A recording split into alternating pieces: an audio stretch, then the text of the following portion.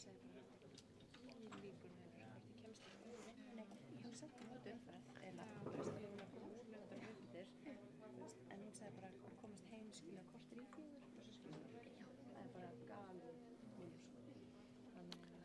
Erum við að gefa þessu 2-3 mínútur? Hún orðin streymið að fara í gang. Já, kannski bara 2.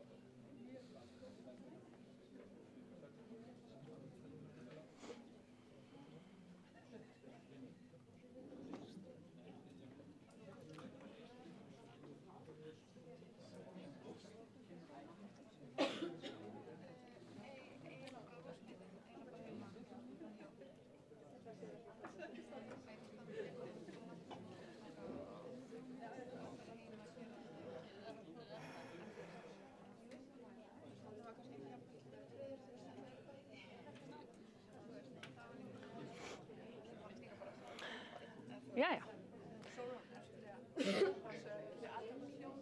Já. Góðan daginn.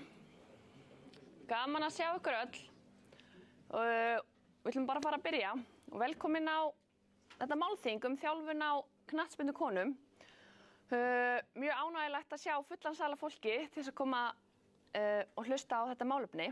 Sérstaklega áhugavert finnst mér að hér inni eru konur í meirihluta. Ég heiti sem sagt Sólrún og ég ætla að fá að stýra þessu málþingi.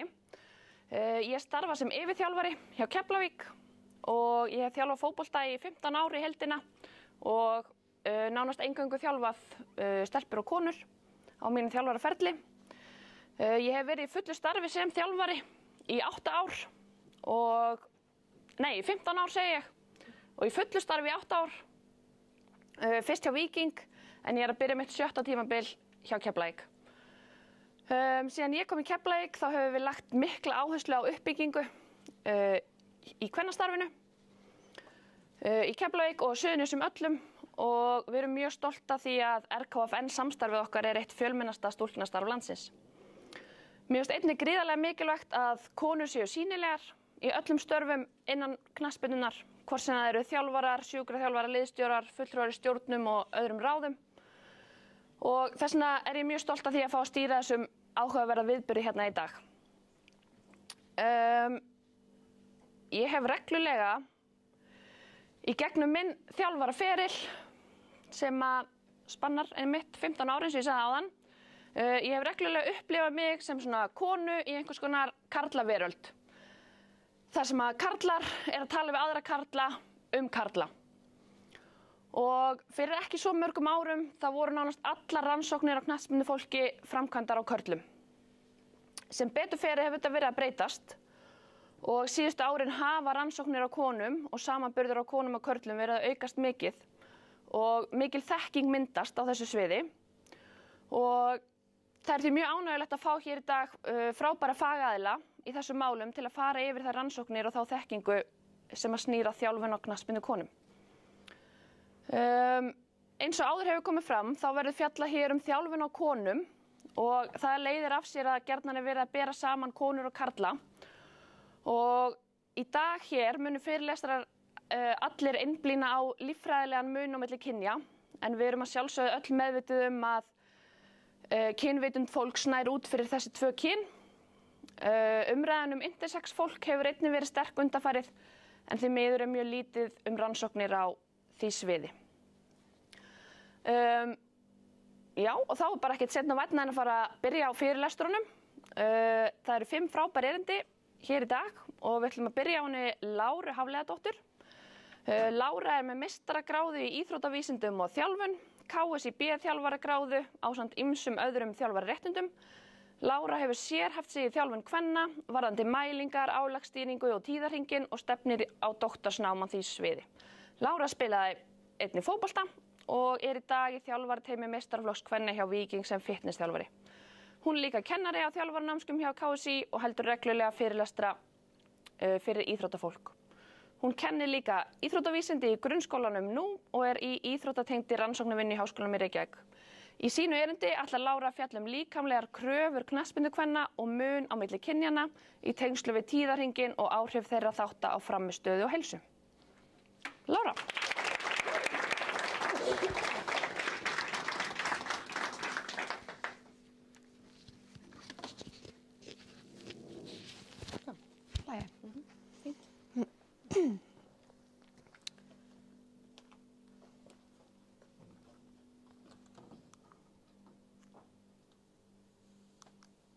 Jæja, góðan daginn, gaman að sjá ykkur öll. Ég ætla í dag að tala líkamlegar kröfur knattspyrnukvenna og þannig mun á milli kynjanna. En ef við bökkum aðeins og pælum aðeins í því, þá fótbolti í grunninn bara fótbolti. Við erum með sömu reglurnar og leikurinn bara svona nokkuð svipar hjá báðum kynjum. Þannig að við þjálfum upp sömu líkamlegu þættina hjá konum sem körlum. Hvort við ættum að vera að gera með nákvæmlega sama hættinum og sömu áherslunum svo kannski aðeins önnur spurning. Við vitum það að knattspyrnukvenna að þróast í rétta átt. Við vitum af auknum sýnileika og áhuga og svona auknum professionalisma innan knattspyrnukvenna og þá ég sérstaklega að tala erlendis, svona í þessum elite fótbolta. Þetta hefur það áhrif að við sjáum kröfurnar aukast, líkamlegar kröfur og svona álag á leikmenn aukast. Við sjáum það sérstaklega í GPS-gögnum og gögnum og leikjum. Einnig sjáum við bara aukið leikja álag og svo getum við jafnvel talað lengri leiki, skoðum það aðeins og eftir. Okkur vantar auðvitað einhver opinber gögn þessa hluti hér heima en vonandi sjáum við eitthvað meira af því seinna. Áður en fyrir það að skoða gögn úr leikjum erlendis frá að þá finnst mér mjög mikilvægt að koma inn á þetta. Við vitum það að getur verið mjög mikill breytileiki í afkastagetu á milli leikja og margt sem hefur þar áhrif og ekki aðeins bara líkamleg geta. Fyrir mér eru GPS-gögn fyrst og fremst bara álagsstýringartól. Þannig að eins og við sjáum að þessari mynd, ég fékk leyfi frá leikmanninum í Víking til að sýna eitthvað þessar tölur en leikir með innan við viku millibili eða sirka viku. Breiðabliksleikurinn var æfingarleikur en síðasti leikur fyrir mót og svo valsleikurinn var meistarar meistaranna. Leikmaðurinn lék jafn margar mínútur eða 90 plus, sömu stöðu en gigantískur munur þarna á tölunum og í raun og veru bara fáránlega hár tölur þarna í seinni leiknum en auðvitað bara meira undir og önnur taktík og slíkt. Mikilvægt fyrir bæði þjálfara en líka leikmenn að sjálfa átta sig á þessu. Þegar við skoðum leikstöður vitum við að getur verið mikill munur á líkamlegum kröfum eftir leikstöðum og við skoðum það eins og eftir, sömuleiðis með mælitekin, það erfitt að bera saman ólíkar gerðir og sömuleiðis þurfum við alltaf að hafa það í huga hvaða zón við erum að skoða ef við erum að skoða rannsóknir og slíkt. Ég ætla að taka fyrir í dag bara HM, tölur frá því fyrra og 2 mót þar á undan. Svona mér finnst það nokkuð viðeigandi þar sem við erum að fara á EM næsta sumar. Það sem svo áhugavert við þessar tölur er að árið 2019, frá því mótin á undan, þá sáum við mikla aukningu í þessum tölum. Það var raun og veru öll zónin sem hækkuðu en sérstaklega há ágæður og sprettmetrar. Það sem gerðist svo í fyrra var það að þessir há ágæður metrar og sprettmetrar, þeir jöfnuðust eða voru bara svipaðir en við sáum ennþá meira aukningu aftur í zón 3 sem 13 til 19 km. Þetta raun og veru bara að segja okkur auðvitað það að leikurinn verða hraðari, en við þurfum líka að hafa það í huga að leikmenn virðast þurfa að vera duglegri eða hraðari að koma sér tilbaka í stöður, recovera hraðar. Leikurinn að því leyti orðinn líka hraðari. Þetta hefur auðvitað mjög stórt þjálfræðilegt gildi, leikmenn þurfa sérstaklega að hafa mjög gott loftháðþol. Svo ef við skoðum bara lengdina, af því það hefur mikið verið umræðinni að kalla á kvenna megin, að ef við skoðum bolta í leik þá raun og veru ekkert það mikill munur. Og það sem var áhugavert í fyrra var það að það var í seinni hálfleik, það var há ákæður og sprettmetrar, það var hærri tilur þar heldur en í fyrri hálfleik og það er eitthvað sem við sjáum ekki alltaf. Ástæðan fyrir því geta meðal annars verið og eru líklegast það að það eru fleiri pásur á milli, boltinn oftar úr leik og svo líka fleiri skiptingar sem voru þá í fyrra heldur en frekar en þarna mótin og undan. En ef við skoðum svo leikstöðunar, að þetta eru gögn frá Katapult sem ég fekk send fyrir rúmri viku síðan og ef við byrjum á að skoða hana miðverðina, að við vitum og sjáum það oftast að við sjáum lægstu tölunar oftast hjá þeim í svona flestum, bara í flest öllu því sem við erum að skoða. Mér langar samt að nefna að það þýðir ekki að þeir séu eitthvað verra formi en aðri leikmenn. Sem dæmi þá er leikmaður í mínu liði sem fór lengst í þoltesti rétt fyrir mót. Hún alltaf með lægstu tölur í leikjum en hún bara fáránlega góð að staðsetja sig, les leikinn vel. Þannig að við þurfum líka alltaf að hafa þetta bak við eyrað. Bakverðinir, ég hefði alveg eins getað séð þessar tölur hærri en auðvitað hefur taktík þarna mikið að segja. Miðjumennir, þeir að fara lengstu heildarvegalengdina og það er bara oftast sem við sjáum það, kringum 1000 metra í leik plus mínus. Og svo það vængmennir, þeir eru oftast með hæstu sprett og há metana eða yfir 19 km á klukkustund og svo það framherjinir. Það sem var ólíkt frá mótinu fyrra versus áður var að þeir voru með hæstu sprettmetrana. Við erum eiginlega oftar vönið að sjá jafnvel vængmennina þar líka með hæstu sprettmetrana. Þannig að ástæðan fyrir því mögulega breyting í taktík, þeir eru að vinna meiri varnarvinnu, pressa meira, hlaupa meira í sókn á bakvið varnarmenn og slíkt. En þetta samt alveg áhugavert að sjá finnst mér.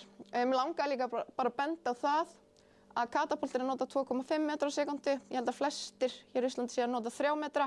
Allir eru við að gera það. Mér finnst þetta eiginlega meika meira sens. Og svo bara mér langaði líka bara að benda á hvaða vantar mikið af rannsóknum á þessu sviði, á þessum dýnamísku, hröðu, kraftmiklu hreyfingum, sérstaklega innan kvennaboltans. Svo það markmennum, við vitum að það er allt aðrar kröfur hjá þeim, líkamlega kröfur. Og það vantar auðvitað bara ótrúlega mikið rannsóknum á þessu sviði.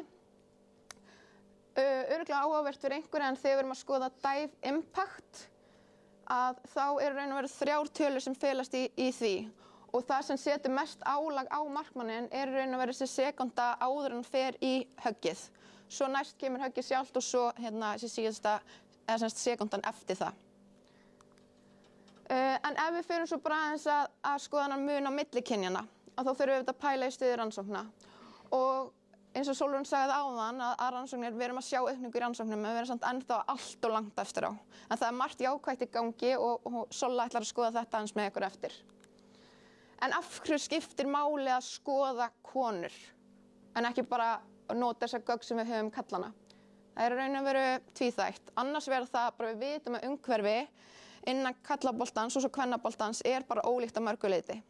En svo það hinn þátturinn. Þessi lífeðlisfræðilegu, hormónatengdu þættir sem við sjáum bara kláran mun á milli kynjanna og við ætlum aðeins að skoða það hérna í dag. Þegar það gripi í þetta, þennan mun á milli kynjanna, þá svo oft bara verið að tala um tíðarhringinn en það raun og veru margt meira sem við þurfum að pæla í. Hérna sjáum við bara þessar hormónabreytingar sem verða í lífi konu og ég bara mæli með að hvet alla til að skoða þetta, Female Health Project Snapshot, ótrúlega flott efni frá FIFA og FIFA raun og veru að gefa út fullt af, að fara að gefa út líka meira fræðslu efni á næstunni. En það eru aðrir þættir sem auðvitað tengjast hormónunum en svona eru ekki beint bara þessir hérna 4 þættir sem ég nefni hér ofan sem við viljum líka hafa í huga.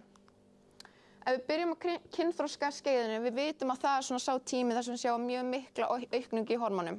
Sérstaklega estrogeni hjá stelpum og testósteronu hjá strákum og svo auðvitað vaxtarhormónin. Og þetta gerist sirka 2 árum á undan hjá stelpum, en það geta verið alltaf 5 ár á milli einstaklinga í þroska. Við sjáum meiri mun á milli bráð- og seinþroska stráka oft heldur en stelpna, sérstaklega því að þeir vaxa hraðar og meira á þessum tíma. Og sömuleiðis vitum við það að stelpur á þessum tíma þær bæta á sig meiri fitumassa heldur en vöðvamassa samanborið við strákana. Þannig að það hefur líka áhrif bæði auðvitað líka samsetningu og yfirfærslu yfir á íþróttina. Þannig að við sjáum miklar hormónabreytingar á þessum tíma sem hafa margþætt og ólík áhrif á kynin. Við vitum það að strákar eða kallar eru bara heilt yfir með betri líkamlega getu heldur en konur. Mér langar samt að ég vildi undirstrika hérna að þrátt fyrir við tölum alltaf að kallar sem er meiri vöðvamassa og styrk og sprengikraft og allt þetta, að konur geta aukið styrk og vöðvamassa jafnt á við kallar relatíft. Og styrktarþjálfun og sprengikraftsþjálfun og slíkt er ekki síður mikilvæg fyrir konur og jafnvel mikilvægari fyrir konur ef eitthvað út af jákvæðum áhrifum á beinheilsu og aðra þætti. Þannig að það sem við tökum út af þessu gagnvart fótboltanum að auðvitað þurfum við að hafa viðmið úr mælingum og GPS-sónin, auðvitað kynjamiðið, það segir sér nokkuð sjálft. En mér langaði líka að benda á þetta er ótrúlega góð grein af því að það er mjög auðveldlega hægt að halda því fram að fótboltaleikur, 90 mínútna fótboltaleikur setji meira álag á konur en kalla. Líkamlega getur kallar meiri en allar reglur eru þær sömu. Þannig að þessi grein var búin að jafna út fyrir þetta. Þannig sjáuð ef við myndum taka mið af líkamlegri getu þá væri í raun og veru leikurinn 72 mínútur fyrir konur. Eða hjá köllunum, ef við myndum færa okkur upp, 113 mínútur fyrir þá. Þetta er bara eitthvað til þess að pæla í og hefur mögulega áhrif á álagsstýringu og slíkt ef við myndum ætla að fara lengra með þessa pælingu. En svo virðast vera aðrir þættir líka sem skilja kynin og þetta hefur verið rannsakað þó nokkuð en þarf ennþá að rannsaka betur. En það virðist vera munur á milli kynjanna hvað varðar svona hlutfall típu 1 vöðvaþráða eða konur virðast vera meira hlutfall af þeim og vera svona nota fitu meira sem orku heldur en kolvetnin versus kallar og endurheimtir hraðar, þolir meira álag og slíkt. Og þetta er auðvitað, þegar þetta er rannsakað þá er það auðvitað gert út frá þá er búið að staðla fyrir getustig og íþrótt eða hreyfingu af því að þessir þættir eru auðvitað klárlega þjálfanlegir að einhverju leyti og svo sjáum við auðvitað þessar týpur eða konur sem eru bæði svona fastfits týpur og líka slowfits týpur. En þegar er búið að staðla fyrir þessa þætti þá virðist vera ákveðin munur. Og hvað segir þetta okkur? Mögulega, þurfum að rannsaka það betur, mögulega ættum við að vera að segja að þetta er kannski örlítið meiri áherslu á svona loftþrýstikerfin hjá konum. Mögulega í þolþjálfun ættum við að vera með aðeins hærra effort eða lengri lotur og mögulega styttri pásur á milli til þess að ná fram sama álagi, ná fram sömu áhrifunum og með kalla ef við erum að tala um sama getustig. Og svo hefur þetta mögulega líka áhrif á álagsstýringu. Ef konur endurheimta hraðar og þola álag betur, eigum að vera að álagsstýra kynjunum nákvæmlega eins. Spurningan þetta þarf að skoða klárlega betur. Ég vil bara hafa það skýrt, ég er alls ekki að segja að við eigum að vera að stýra, við eigum að hafa einhver sérstök prógram eða slíkt fyrir kynin og ég er heldur ekki einu svona að segja að það verði einhvern tímann þannig. Ég held að flest allt það sem gengur fyrir kalla, gengur fyrir konur, en mögulega einhvern tímann í framtíðinni og vonandi fyrir en seinna fáum við kannski að vita meira og vitum þá kannski ef við ættum að gera einhverja hluti örlítið öðruvísi sem hjálpar okkur að optimally þjálfa konur á aðeins betri hátt en við erum að gera í dag. Áðan talaði ég um það að fótboltaleikur setji meira álag á konur en kalla og svo núna er ég að segja að þær þoli meira álag. Þannig að þetta er auðvitað ótrúlega flókin umræða og ég er ekki með eitthvað beint svar við þessu.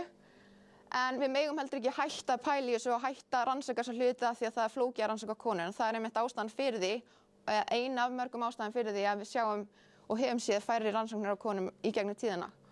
Og þar kemur tíðarhringurinn auðvitað sterkur inn. Það er bara ótrúlega mikið af breytum sem það þarf að skoða og þá gerir það bara flóknara að rannsaka konur heldur en kalla. Þessar spurningu hefur oft verið hent fram og maður hefur séð bara svona ýmislegt talað í þessu skyni. Mitt svar við þessu er í raun og veru nei, en samt líka já og ég ætla aðeins að útskýra þetta. En ég ætla að byrja örstutt á því að reyna að útskýra tíðarhringina því að svona af minni reynslu þá er þekking allra ekki kannski næg á þessu sviði.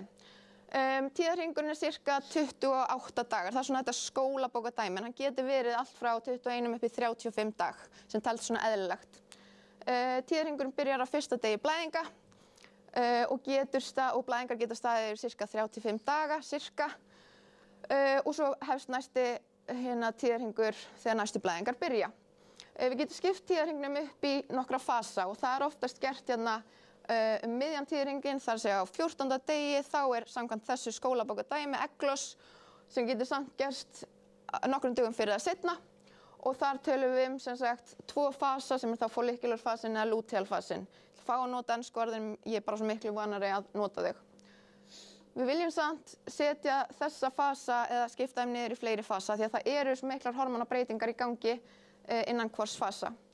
Á blæðingum þá eru hormónin í algjöru lágmarki og við getum talað það early follicular-fasan eða blæðingarfasa. Svo hækkar estrogen, það er rauða línan, og nær hámarki þannig í late follicular-fasanum. Þegar estrogen nær ákveðnu hámarki eða ákveðnu magni þá hefur það áhrif á annað hormón, þannig gulbúsörvandi hormón í íslensku, og það hefur áhrif á egglos. Svo droppa þessi hormón og svo hækkar estrogen og progesteron miðjan luteal-fasan, í raun og veru progesteron miklu meira mæli en sést á þessari mynd og droppa svo aftur. Þetta er svona skólabókardæmi tíðarhring. Ástæðan fyrir því er oft talað mismunandi frammistöðu, endurheimt, meiðsli og slíkt í gegnum tíðarhringinn þessar hormónabreytingar sem verða. Og við vitum það að estrogen er ótrúlega gott hormón fyrir okkur. Anabolist hormón, það hefur mjög jákvæð áhrif og mikilvægt fyrir beinheilsu, góð áhrif á styrk og kraft og jafnvel þol. Þannig að sá tími, þannig að late follicular-fasin er oft svona talað að sé góður fyrir frammistöðu. Svo er það í kringum egglos og þá er oft svona boost í testósteroni, þannig að sá tími líka oft talinn góður fyrir frammistöðu og hreyfingu. Gleymist stundum í umræðinni að sirka 10–15% kvenna upplifa verki á þessum tíma. Svo progesterónið sem er þá í hámarki þannig í miðjum luteal-fasanum, að við vitum að líkamshiti kvenna hækkar eftir egglos og það virðist vera svona meiri streita á kerfinu á þessum tíma. Þannig að þessi tími er mögulega ekki jafn góður fyrir frammistöðu, hreyfingu og svo framvegis. Svo droppa hormónin og þegar þau eru að droppa nokkra daga fyrir blæðingar, sá tími er líka oft ekki talinn vera góður út af þessu hormónadroppi og þarna finna margar konur fyrir verkjum, sumar bara mjög alvarlegum, andlegum sem líkamlegum verkjum. Þannig að það svona, virðist ekki vera góður tími fyrir frammistöðu, endurheimt og annað. En svo er það blæðingarfasinn að það heldur á ekki að vera jafn góður tími fyrir frammistöðu af því að hormónin er í lágmarki og margar konur sem finna fyrir verkjum á þessum tíma, sumar konur, kannski ekki margar. En svo hef ég líka heyrt, þetta sé frábær tími til þess að stunda hreyfingu og ná fram einhverjum bætingum og slíkt, af því að þarna eru hámarkin í lágmarki og þau eru ekki að rugla í neinu. Og ef kona finnur ekki fyrir neinum verkjum með einkennum, þá bara þetta er besti tíminn. Þetta er svona, já, í einföldu en samt flóknu máli svona ástæðanar.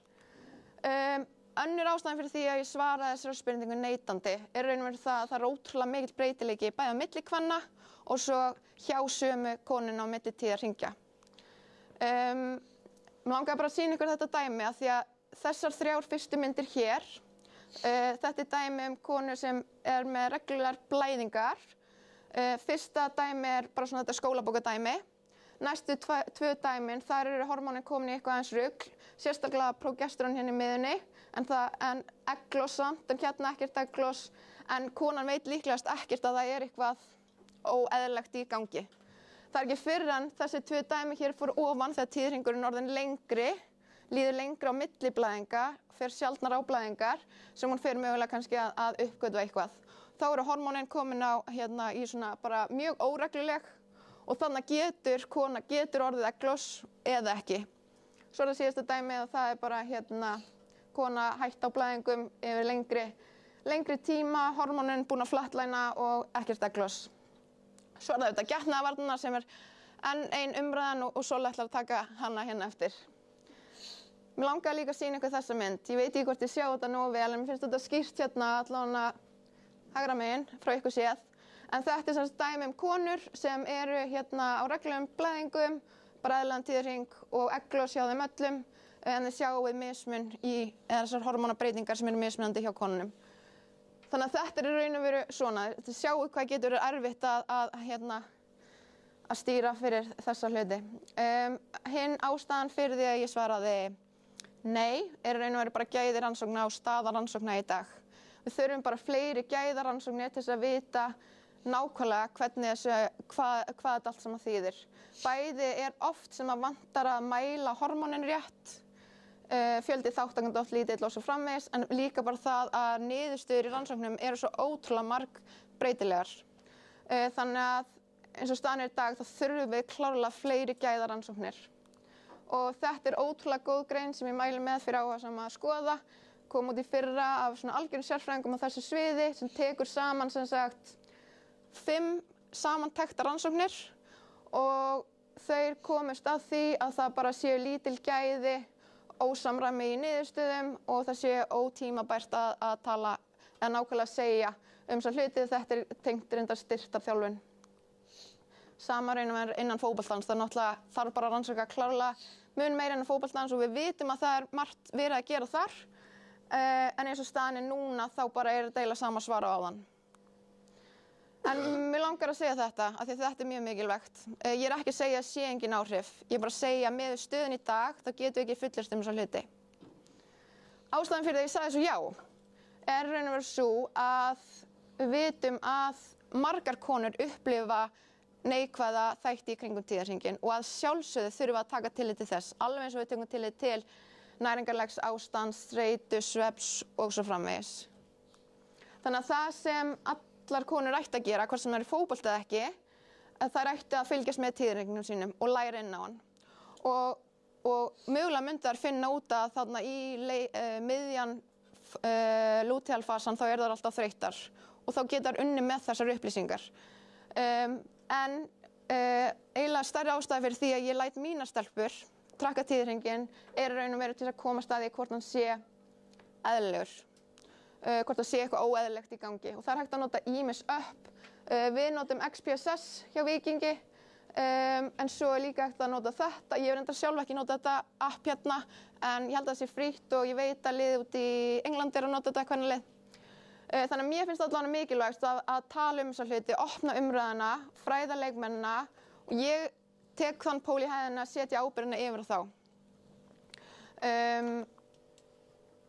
Svona varðandi þessa óeðlilega tíðahring, Birna ætlar að koma inn á þetta eftir, en ef leikmaður er hættur á blæðingum eða hann er mjög óreglulegur, að það er auðvitað alls ekki jákvætt, og mér langar að segja að þótt að það sé algengt hjá íþróttakonum, þá er það ekki gott og við þurfum einhvern veginn að fara að snúa þessari umræðu svolítið. Því ég veit að sumir hugsa bara, ég er búin að vera bara frábært, ég er hætt á blæðingum af því ég er búin að vera svo ótrúlega duglega að æfa og ég er búin að léttast og þetta er allt eitthvað gott, en það er náttúrulega bara alls ekki þannig.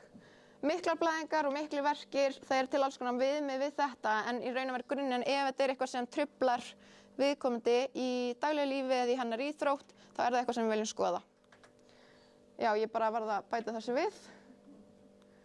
Ég ætla ekki að taka þetta, en þessi skýrsla eða guide var að koma út í gær og mér langaði að benda ykkur á þetta. Þetta er geggjað skref og FIFA er að gera alls konar fleira varðandi konur í knattspyrnu og mér langaði bara að segja að þetta er auðvitað ótrúlega sérstakur tími í lífi konu, ótrúlega margar breytingar sem eru hjá henni og ég vona bara að félögin og mér finnst að öll félög ætti að vera allan í samstarfi við einhvern fagaðila á þessu sviði og senda einhver sem leikmaðurinn getur leitað til þótt að væri ekki nema bara 1 tími til þess að vita að sé allt í góðu og fá ráðleggingar með næstu skref.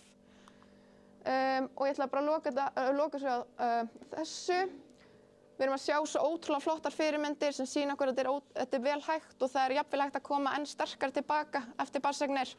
Ég er svo ótrúlega heppin að vera með 3 stelpur í mínu liði, konur, sem eiga samtals 5 börn og þær eru í bara sturluðu formi, ótrúlega miklar fyrirmyndir innan sem utan vellar og bara svo ótrúlega mikilvægt fyrir aðra konur að sjá þetta, en ég held samt líka að við þurfum að passa okkur í umræðinni, þar að segja að tala þetta frá öllum hliðum.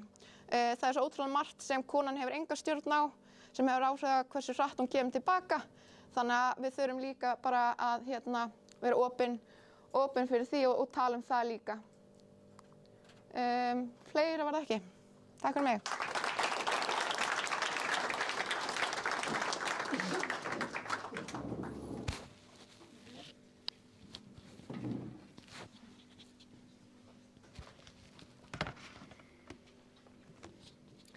Takk fyrir þetta, Lára.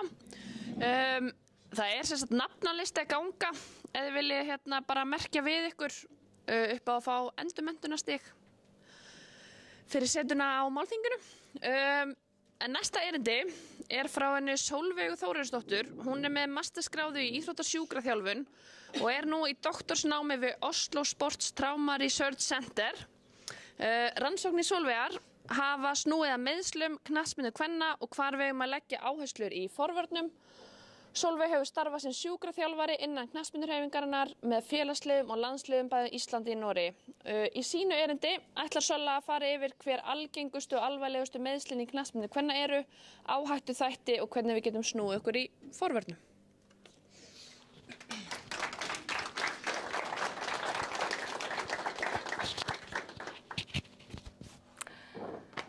Takk fyrir. Sjá. Lára did her research. Það að sjá. Herri. Að stilla.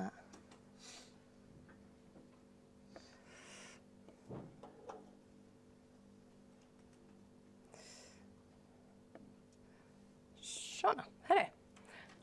Hæ, ég heiti Sólveig.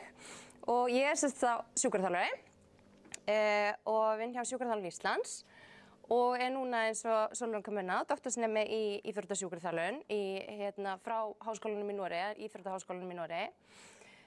Minn bakgrunn í fótbolta er bara ég spilaði fótbolta sjálf, var einu sinni ung og efnileg en meiddi mig þegar ég var frekar ung og þurfti að hætta bara svona rétt tvítugt. Var þá svona búin að klifra upp yngri landsliðin og spilaði það ekki í 6 ár. Kom svo með svakalegt comeback í HK Víking með nokkrum í salnum og hafði mjög gaman af svona síðustu 3 árin af ferlinum. Þannig það er ég. Og það sem við ætlum að tala núna er basically bara við ætlum að taka mjög stuttan bakgrunn, svo ætlum að fara svona aðeins bara yfir þessi algengustu og alvarlegustu meiðsli, aðeins forvarnir, bara hvernig þið getið snúið ykkur í því og svo ef við höfum svona tíma í lokin þá langar við aðeins að koma inn á svona blæðingar og ætla líka að tala reyndar hormónagetnaðarvarnir sem áhættu þátt fyrir meiðslum.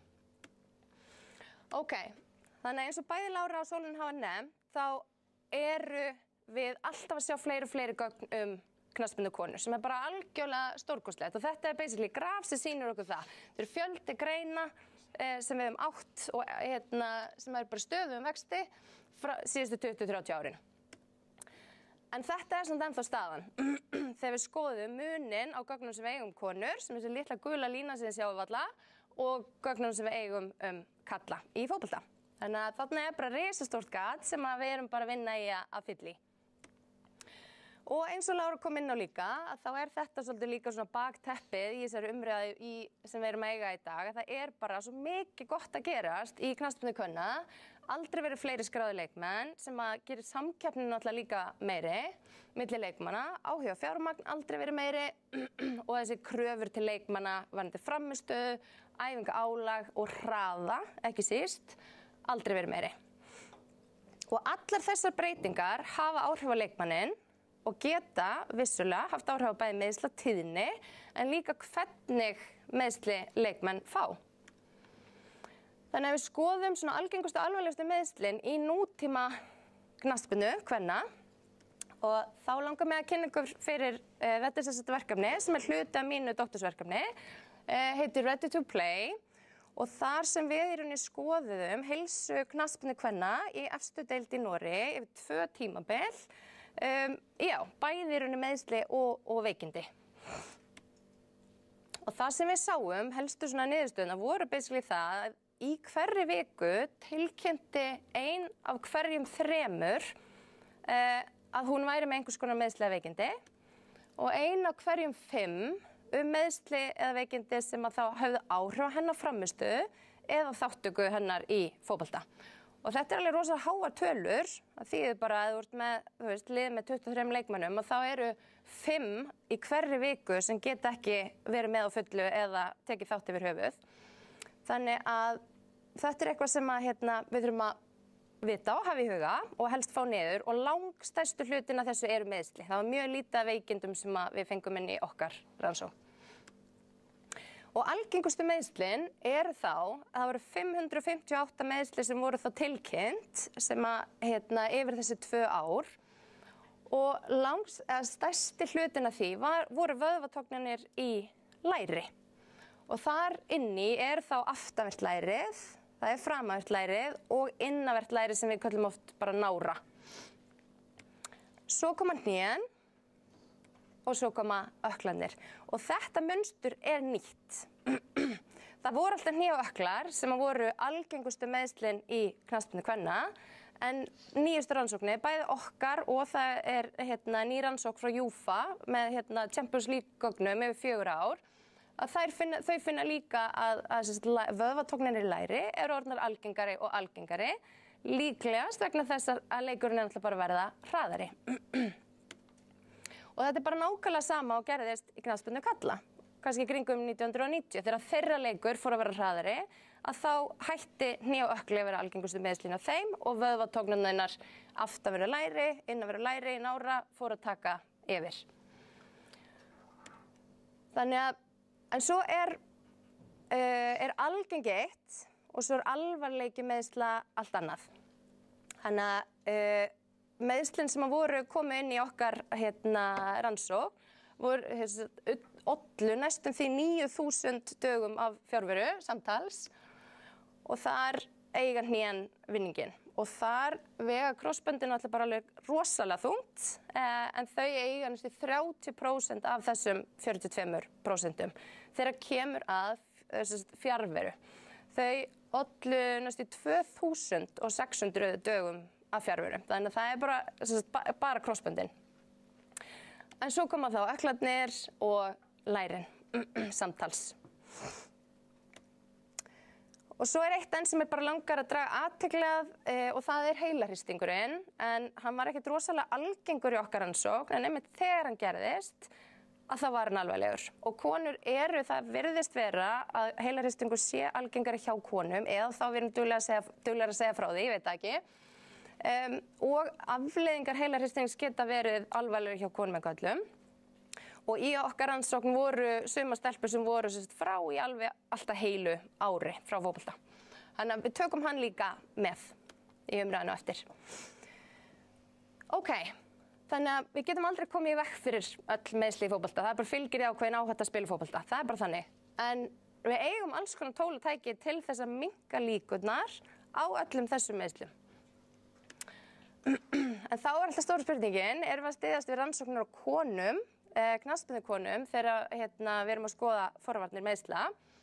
Og það bara töluverður munur á líkamshlutum þar. Ef við erum að skoða allan líkamann, þá eigum við alveg svolítið af efni. Og þá eru kannski típist að taka svona, þetta eru FIFA 11+, eða ekki það er rannsóknir, þar sem allur líkaminn er skoðaður. Við hefum langmest hné og alveg fullt af gögnum krossbönd. Þá höfum aldrei nóg, en þá eigum við alveg töluvert af gögnum til. En svo hefur við töluvert minna höfuðmeiðsli, nárameiðsli, læri og ökkla.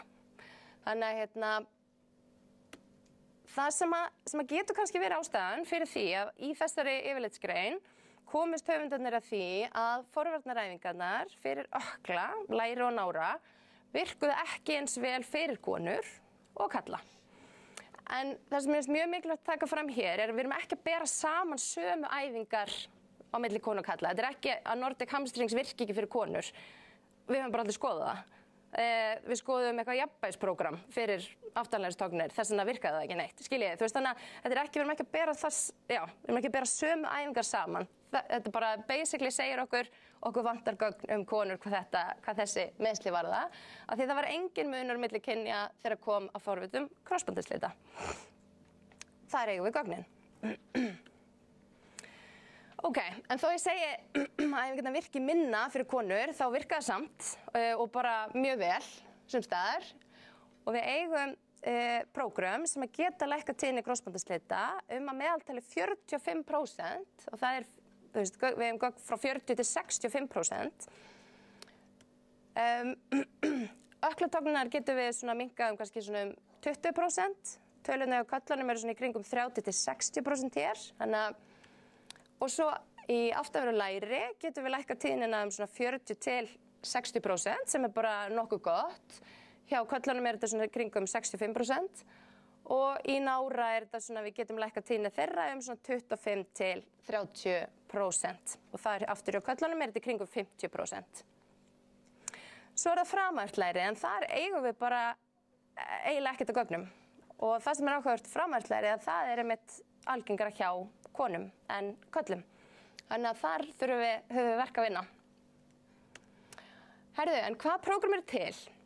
Sko við eigum nefnilega, ég er ekki að fara að finna upp hjólið. Þetta er allt prógram sem eru til og þau eru þarna einhvers staðar út í kosmosinu. Þannig að mig langaði eiginlega bara núna í þessu að kynna ykkur fyrir bara hvar þið getur fundið efni sem er byggt á rannsóknum. Og ég ætla að byrja að kynna ykkur fyrir bara þessari vefsíðu fit2play.org og appinu Get Set Train Smarter. Þetta er bara hvoru tveggja, þetta er vefsíða og app sem er unnið af Oslo Sports Trauma Research Center, það sem ég er að vinna. Og þar sem þið finnir prógram sem eru þá bara byggð á þeim rannsóknum sem við eigum í dag. Og síðan lítur bara að við tökum vefsíðuna bara fyrst, að þá er þetta, þið getur annarkvort leita í raun að prógrami fyrir líkamshluta. Ef við tökum hnef og ítið bara á punktinn á hnénu, þá fáið þið upp spurninguna, viltu forvarnaprógram eða ertu meidd? Og þá getur þú klikkað á hana hvort, ok, við viljum fá forvarnaprógram og þá fáið þið í rauninni bara, vídeó af alls konar æfingum og með þessum mismunandi erfiðleikastigum, level 1, 2 og 3. Og það er bara að gera, tína sér aðeins þarna inni, skoða, hvaða æfingar eru þarna og fá innblástur. Eða við getum valið íþrótt, það er þessi hérna, og þá bara koma alls konar íþróttir, fótbolti hérna, og þá erum við leitt inn að í rauninni FIFA 11 Plus, bæði vídeóm af öllum æfingunum sem eru í því og einhvers konar PDF-format ef maður vill hafa það í því formi.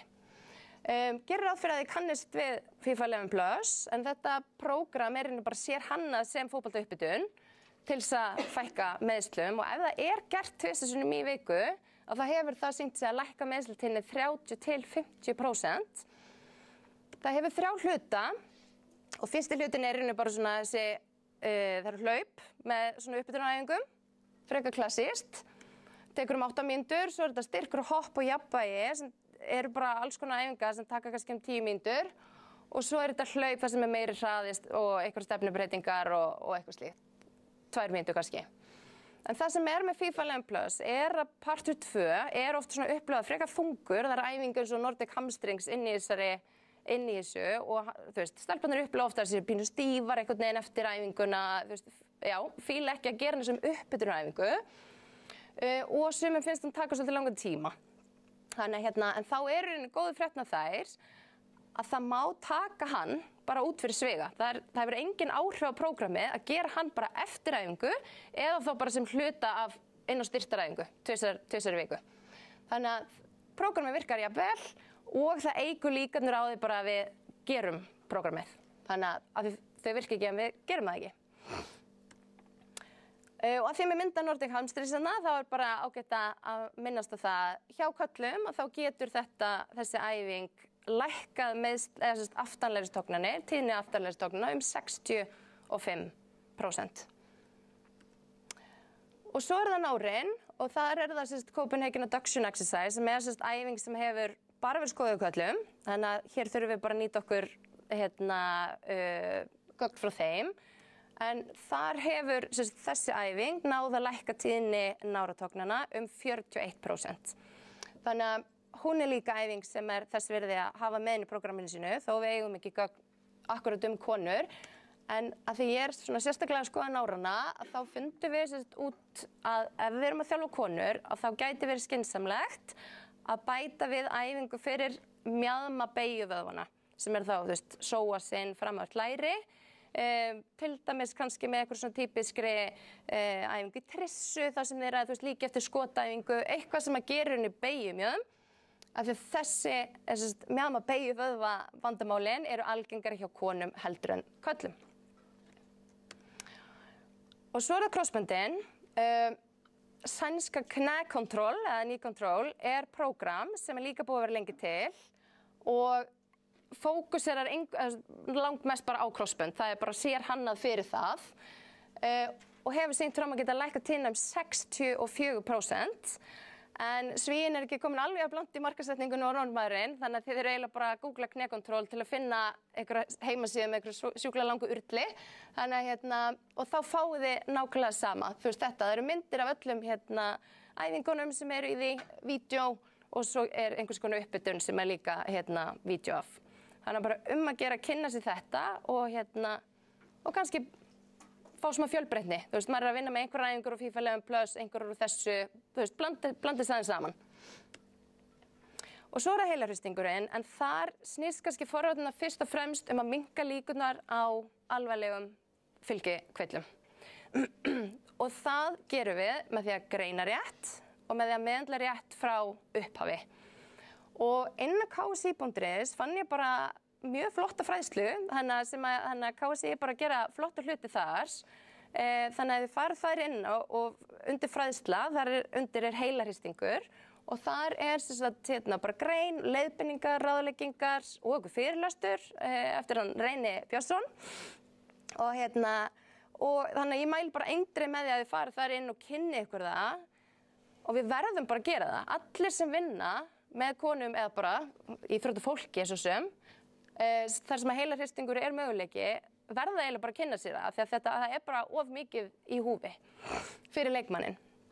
Þannig að gríðarlega mikilvægt. En þar inni, í þessari fræðslu, þær eru nefnd ákveðin svona tæki og tól, þannig að það engin linkur inn að þau, þannig að ég ákvað kannski að þau getið fundið inn á þessu Fit to Play sem ég var að nefna, þessari fittoplay.org síðu. Klikkið bara hausinn á fígúrunni þarna og þá fáið þið linka inn á þessi, þetta eru spurningalistar eða svona checklistar hálfgerðir, það sem að hjálpa okkur í rauninni að greina, heilarhristing að ræða það ekki og svo ef okkur grunar heilarhristing að þá hvernig við getum skoða leikmann. Og ég mæli hreinlega með að í rauninni áður en tímabili byrjar að allir leikmenn krossi sig í gegnum skatt. Það sem í rauninni að þá ertu með í rauninni fyrir sjúkraþjálfarinn eða þjálfarinn eða hver sem að gera þetta, að þá erum við með baseline gögn hvernig leikmaðurinn svarar þessum spurningalista og það bara hjálpar okkur svo ógeðslega mikið þegar það kemur að því að svo komast aftur á völlinn, að þá erum við bara með, getum við borið þessi tvö skjöl saman. Þannig að það svona það sem að ég myndi mæla mig hér. Og svo bara spennandi rannsókn að fara í gang í HR, sem ég held að þetta nýgengi, ekki? Já. Og á heilarhristing hjá knattspyrnukonum á Íslandi, sem eru mjög spennandi að fylgjast með. Ok, nú ég búið með 15 mínúturnar mínar, en ég ætla að fá að nota síðustu mínúturnar í að tala blæðingar og hormónagetnaðvarnir sem áhættu þátt fyrir meiðslum. Af því að áhættu þættir og meiðsli, við getum nota heilan dag í að tala bara það. Það eru mjög margir og samverkandi þættir sem eru ástæðan fyrir því að við meiðum okkur. Það er aldrei einfalt. Fyrir utan það, þetta eru bara rannsóknir sem er mjög erfitt að gera. Þú þarft mjög mörg meiðsli sem útkomu eða á eitthvað mark, þannig að við getum í rauninni tekið mark á rannsóknunum, þá þurfa meiðslin að vera ógeðslega mörg. Þannig að þetta er bara erfitt að rannsaka og rosalega margir þættir sem koma inn. En yfirleitt er þetta módel notað, við erum með einhverja innri þættir sem snúa þá að leikmannum sjálfum. Þú veist, aldur, blæðingar væru til dæmis eitt af því, en líka bara fyrri meiðsli sem er líklegast mikilvægasti þátturinn þar. Svo erum við með ytri þætti sem eru þá bara gæði þjálfunar, gæði valla, gæði dómgæslu, takkaskór, bara allt mögulegt sem hefur ekkert með leikmann að gera, heldur umhverfið sem hún er í. Og svo erum við eitthvað sem gerist, leikmann er að taka gabbhreyfingu, hún er undir pressu, bara eitthvað, búm, hún með sig. Þannig að það verður aldrei einhver einn þáttur sem skiptir öllu máli þegar við skoðum át þetta. En ef við tökum innan blessaða tíðarhring, þá ætla ég ekki að fara að útskýra, Lára er búin að gera því góð skil, en ég ætla bara að sýna rauði dropinn, þar erum við á blæðingum, egglos, þessi lína hér, og þá, ef við skoðum innan tíðarhring og hugsaum, ok, eru konur líklegri til að slíta krossbönd til þess þegar við erum á túr? Það er svona ofta spurning sem ég fæ, sem sjúkraþjálfari, og svarið við því er bara nei. Við erum ekki með nein gögn sem að segja það.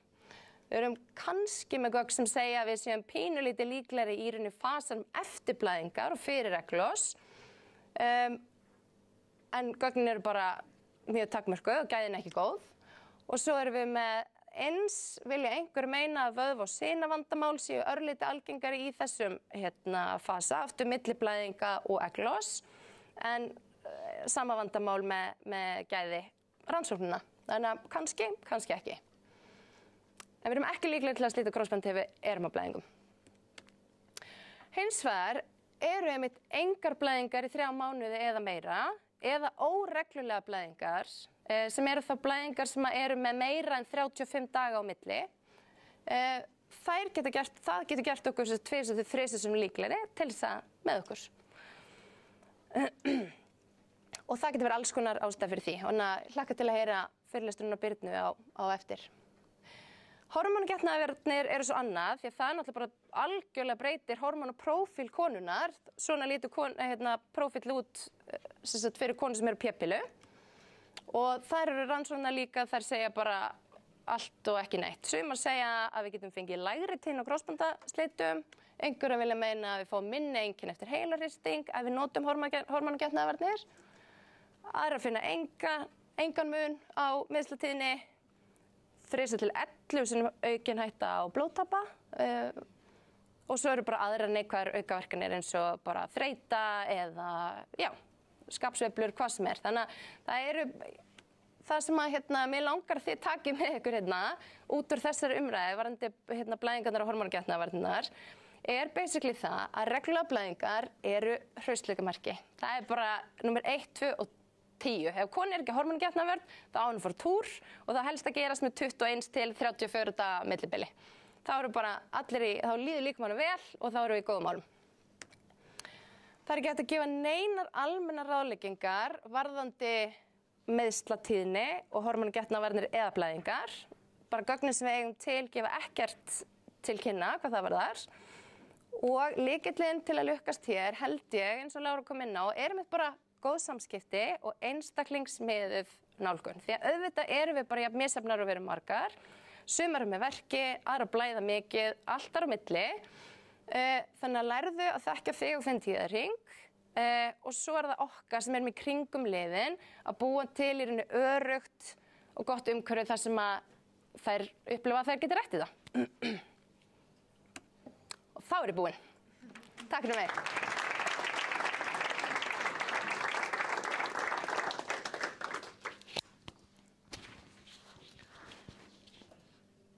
Takk fyrir þetta, Sola. Frábært fyrir okkur þjálfara að fá svona hagnýtt tól sem við getum nýtt okkur í þjálfun. Ég vildi koma því að hérna, við ætlum að taka spurningar bara til þeirra allra fyrirlesarana í lokin. Þannig að endilega punktið bara hjá okkur ef þið eru með einhverjar spurningar og við fáum þau öll hérna upp til okkar í lokin. Nú ætlum við að taka smá pásu. Það eru veitingar frá Pure Deli hérna frammi og bara kaffi og vatn og eitthvað, þannig bara tökum 10 mínútna stutta pásu. Fá okkur eitthvað smá, fara á klóstið og eitthvað og svo höldum við áfram.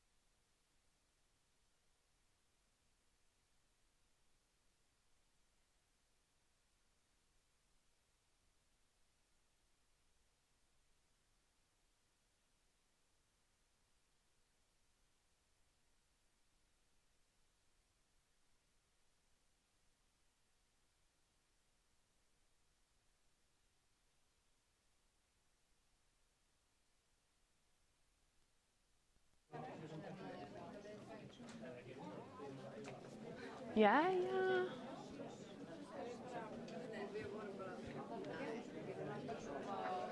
Ertu með klukku? Mínu... 8. Ok. Nú ætla ég að segja jæja. Jæja. Auður, nú ég að segja jæja. Jæja, Helga mín. Jæja.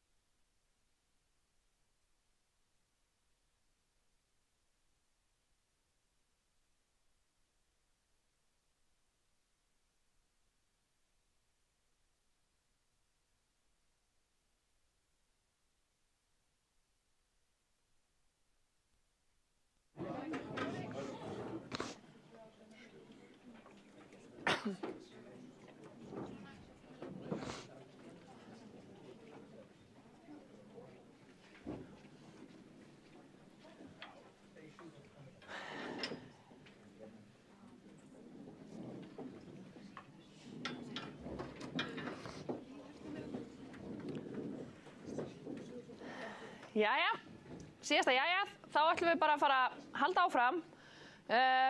Næst á svið það Birna Varðardóttir og það nú gaman að segja frá því að hún svo fyrsta hér á svið í kvöld sem að spilaði ekki með okkur hinum 3 í HK Víking.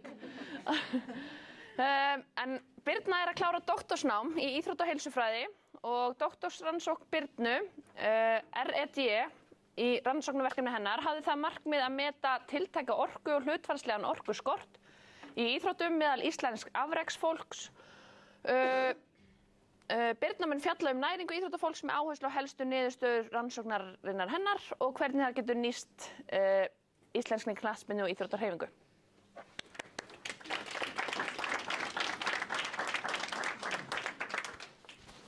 Þetta, ertu að bíða eftir, já?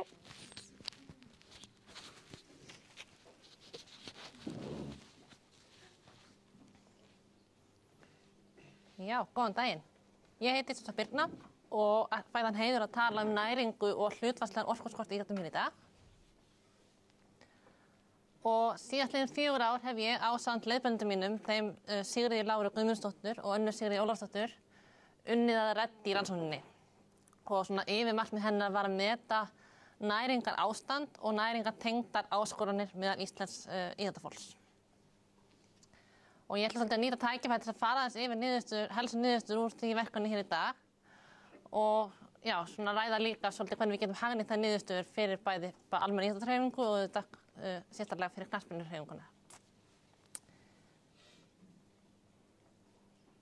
En nú örugglega eitthvað að velta fyrir sér hvað á við með hlutfallslegur orkuskortur í íþróttum, eða Relative Energy Deficient Sport, eða REDS. Hversu margir hafa heyrt þetta áður? Ok, vel gert, cirka helmingur, frábært. En svona áður við dýfum okkur í það og komum okkur alla saman plan þar, að þá annað hugtak eða skilgreining sem tiltæk orka, energy availability. Þannig að tiltæk orka í rauninni bara svo orka sem stendur eftir fyrir grunnstarfsemi líkamans og rekstur líkamskerfan okkar eftir að orkan sem við notum á æfingum hefur verið dregin frá þeirri orku sem við fáum daglega úr mat. Þannig að þessi tiltæk orka bara orkan sem að líkaminn hefur sem input inn í rekstur á öllum sínum líkamskerfum. Þá erum við að tala um efnaskipti, meltingu, hjarta- og æðakerfið og svo framvegis. Þannig að næg tiltæk orka algjör forsenda heilsu árangurs á meðan viðvarandi skort þeirra getur leitt til ýmissa vandamála eins og við munum sjá hér á eftir. Meðal þess við mældum í RED í rannsókninni var grunnorkuþörf eða hvíldarefnaskipti og þau voru að meðaltali hjá íþróttakonunum 1630 hitaeiningar á dag. Þannig að þessi grunnorkuþörf bara svo orkan sem það þurfa daglega til þess að bara viðhalda sér í algjöru hvíldarástandi. Bara ef þeir halda áfram liggja á bekknum hjá mér í allan daginn, þá var þetta svo tala sem það hefði þurft til þess að viðhalda þeirra bara líkamsástandi við hvíld. Þessi tala þetta svolítið breytið milli einstaklingar líka og fer eftir líka vöðvamassa, aldri og öðrum breytum. Það sem við vitum líka að ef orku- og næringarinntakan er lítil og undir þörf til lengra tíma, þá getum við séð þessa tölu lækka einfaldlega bara því að þá fer líkaminn svolítið í sparnaðargír og hægir efnaskiptum og fer svolítið að forgangsraða lífsnauðsynlegum kerfum og aðgerðum. En ef við pælum það svolítið í heildarorkuþörfinni, þá það þessi grunnorkuþörf til viðbóta við nokkra aðra þætti. Og það erum við til dæmis með virkni í daglegu lífi og hreyfingu. Við erum með það sem við kallum hita áhrif matvæla, sem bara orkan sem fer í að vinna úr og melta matinn okkar. Og loks það æfingar og skipulögð þjálfun. Og það þetta svo póstur sem getur verið svolítið stór þegar við erum að tala í þetta æfum mikið. Þannig að eftir því sem æfingarnar meiri og stífari, þá erum við oft að tala töluvert mikla heildarorkuþörf hjá afræðsíta fólki. Þannig að það mjög gott að pæla þetta í því hvað það sem tæmir batteríið okkar og hvað þarf að gera til þess að fylla það aftur. Þannig að allt þetta svona pínu eins og leika fyrirtæki hef ég efni á að halda þessu öllu saman úti.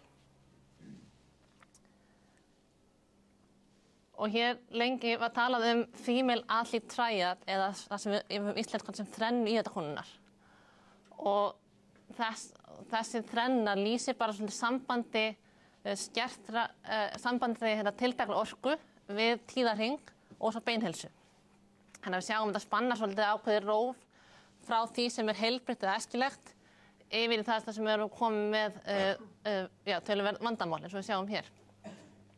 Þannig að ef að tiltekk orka viðvarandi og lítil, þá getur það leitt til blæðingatruflana eða einfaldlega tíðateppu eða eiminóría eins og við sáum á grafi hjá Láru áðan, þar sem að kynhormónum flattlæna bara til meðal annars estrógenið og þá getur það leitt til lágrar beinþéttni og snembærar beinþeiningar. Þannig að estrógen og kynhormón gegna lykilhlutverki fyrir styrk og viðhald beina. Þannig að þessi skilgreining kom fram í kringum 1993 og þegar við tölum REDS þá pínu áhugavert að benda á það að þetta svona eitt af því fáa í vísindunum sem meira rannsakað hjá konum heldur en körlum. Þannig að þetta svona pínu sérstaða fyrir þetta viðfangsefni.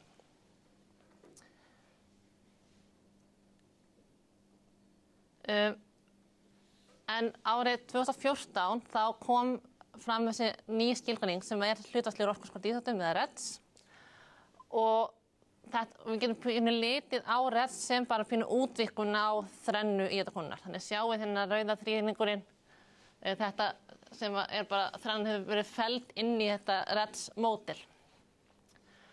Og þannig að REDS óháð kyni og sömuleiðis lýsir pínu viðtakari áhrif. Þannig að það ekki bara það ekki bara tíðarhringur og beinheilsa sem undir, heldur sjáum við hvað mörg líkamskerfi sem geta orðið fyrir áhrifum orkuskorts.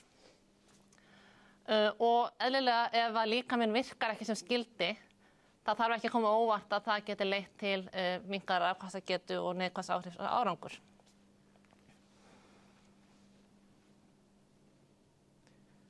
Og nú í september í fyrra þá kom svo fram uppfærsla á þessu REDS konsensus frá IOC og það var aftur bara pínu uppfærsla á þekkingu og síðust árin hefur þetta verið mjög heitt viðfangsefni í rannsóknum. Og þess að sjáum meðal annars nýtt hér að það hefur verið bætt inn ákveðnum afleiðingum og líkamskerfum inn í módelin og sömuleiðis bætti við breytaðins grafíkinni eins og sjáum við og eins pílunar pínu öðruvísi. Þannig að eftir því sem að orkuskorturinn lengri meiri eða lengri, þeim mun rauðari verður pílan og við erum líklega til að sjá þessar neikvæðu afleiðingar. Annað líka sem hefur komið fram síðustu ár að kolvetnaskortur sérstaklega eykur verulega líkurnar á að einkenni Retts komi fram. Og jafnvel getur verið kolvetnaskortur óháð tiltækri orku sem getur leitt til þessar vandamála. Þannig að það líka, við þurfum pínu ekki bara að horfa á orkuna, heldur líka hlutfall og neyslu næringarnar líka.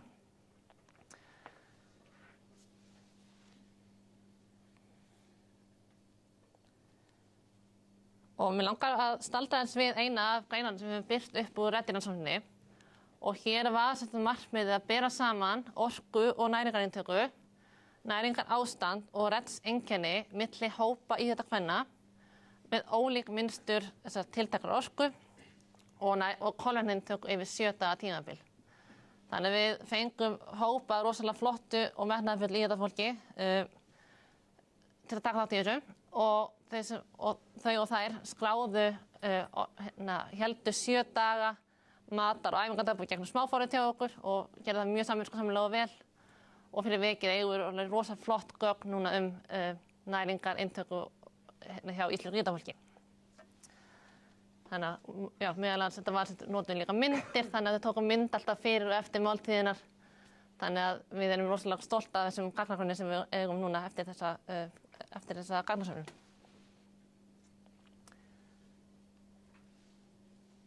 Og það sem við gerðum að við skiptum þeim í hópa eftir því hvort að þessi tiltæk orka annars vegar og kolvetnainntaka var almennt næg eða of lítil. Þannig að ef það var flesta daga með nóg eða of lítil þá flokkum svolítið eftir því. Eina sjáum við þann hóp, ég fínt að útskýra aðeins hvað við sjáum á gröfunum. Þannig að rauða línan hérna tiltæk orka, þetta viðmiðið. Þannig að sjáum við að þessi alltaf með næga tiltæk orku. Þessi fjólubláa eða bleika lína eða kolvetnin og það svona að horfa sérstaklega núna. Þannig að hér erum við með dæmi graf frá íþróttakonu sem var með næga tiltæk orku og næga kolvetnaintöku. Næsti hópur var svo hópun sem hafði næga tiltæk orku en litla kolvetnaintöku. Þriðji hópunum var þá þeir sem hafði litla tiltæk orku en næga kolvetnaintöku. Það það hópur sem var að borða nóg af kolvetnum en heildarmagn orkuna var bara ekki nóg í samræmi við álag. Og loks var það hópur sem var bæði með litla tiltæk orku, þið sjáið mjög lággildi hérna og sömuleiðis var kolvetnainntaka líka undir viðmiðum.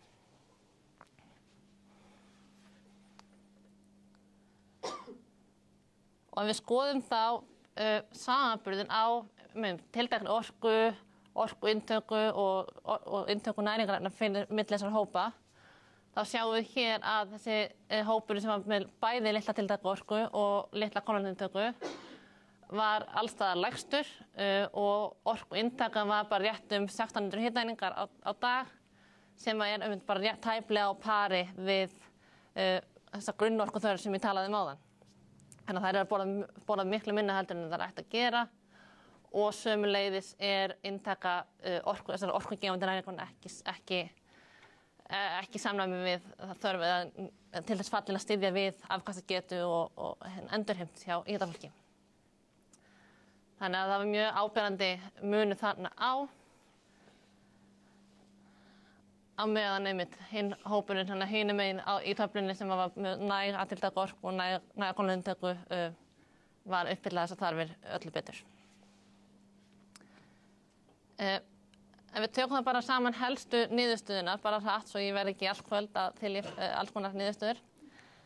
En það voru íþróttakonurnar sem voru í þessum lía og low carb flokki sem voru metnar í mestri hættu á Redds, auk að sýna fleiri einkenni ádrykkunarhegðunar en aðrir hópar. Við skoðum það sem líka.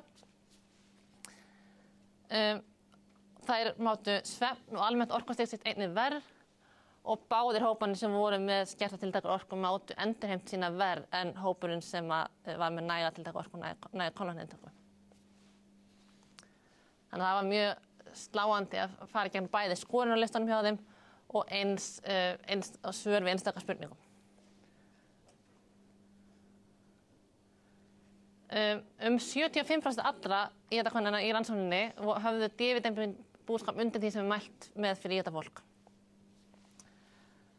Og við skoðum það svo niður á hópana, þá sáum við að helmingur hópsins sem var með skerta tiltaka orku og litla kolvetnainntöku mældist með lágt D-vítamín eða í vítamínskorti. Sáum lág gildi einnig hjá tveimur öðrum hópum en það var engin úr hópnum sem var með næga tiltaka orku og næga kolvetnainntöku sem mældist með lág gildi. Þannig að það var svona svolítið áberandi munur á næringar ástandi milli þessara hópa líka. Þannig að bæði næringar ástand og svona hvernig þær upplifðu endurheimt og annað sem var mjög áberandi munur milli þessara hópa. Alls 30% notuðu getnaðarvarnir með hormónum og ég kem þessu bara að því að það segir bara við gátum bara metið hvort að þéringur væri eðlilegur hjá 70% hópsins því að við vitum ekki, við höfum ekki, gögnin okkur voru ekki til þess fallin að segja til það hjá þessum hópi sem var að nota getnaðarvarnir. En af hópnum í heild það voru alls 17,5% með blæðingartruflanir og ekki að getnaðarvörn þá. En ef við tækjum bara þær sem voru ekki á getnaðarvörnum þá er tala 25% eða 1 af hverjum 4 sem var með blæðingartruflanir. En áberandi hér er tilfelli tíðateppið eiminóría, þau einskorðust við hópinn sem var með litla tiltaka orku og lítið af kolvetnum. Þannig að þetta segir okkur að heldur mikið að sögu sem heldur við getum lært af. Og af því að við erum í íþróttum þá erum við alltaf að leita þessu rými til bætinga og hér held ég að sé mjög mikilvægt rými til bætinga því að við viljum að allir hópurinn okkar sem er að æfa sé vel nærður og sé uppfylla þarfir. Og við munum núna vinna að því að búa svona fræðslefni til upp úr rannsókninni og ég hlakka líka mjög mikið til núna þegar ég er undirbúa mig fyrir doktorsvörnina mína að eiga samtal við íslenska íþróttahreyfingu og þjálfara. Því að þetta er samvinnuverkefni eins og allt í þessum geira. Þá ætla ég bara að segja takk hérlega fyrir mig.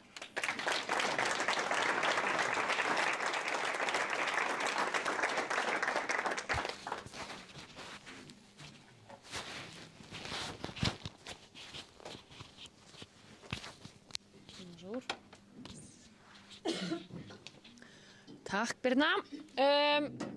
Næst er það Katrín Ýr Friðgeirsdóttir, hún er íþróttafræðingur og hún er í doktorsnámi í íþróttavísindum og svefni. Katrín er stundakennari við Háskólann Reykjavík og hún kennir á þjálfarnámskeiðum hjá KSÍ og heldur reglulega fyrirlestra fyrir félög og skóla fyrirbyggjandi þjálfun tíðarhrings og svefn. Hún hefur einnig starfað sem styrktarþjálfari hjá liði efstu deild kvenna á Íslandi og hún ætlar að fjalla svefn íþróttafólks með sérstaklega áherslu á konur í íþróttum.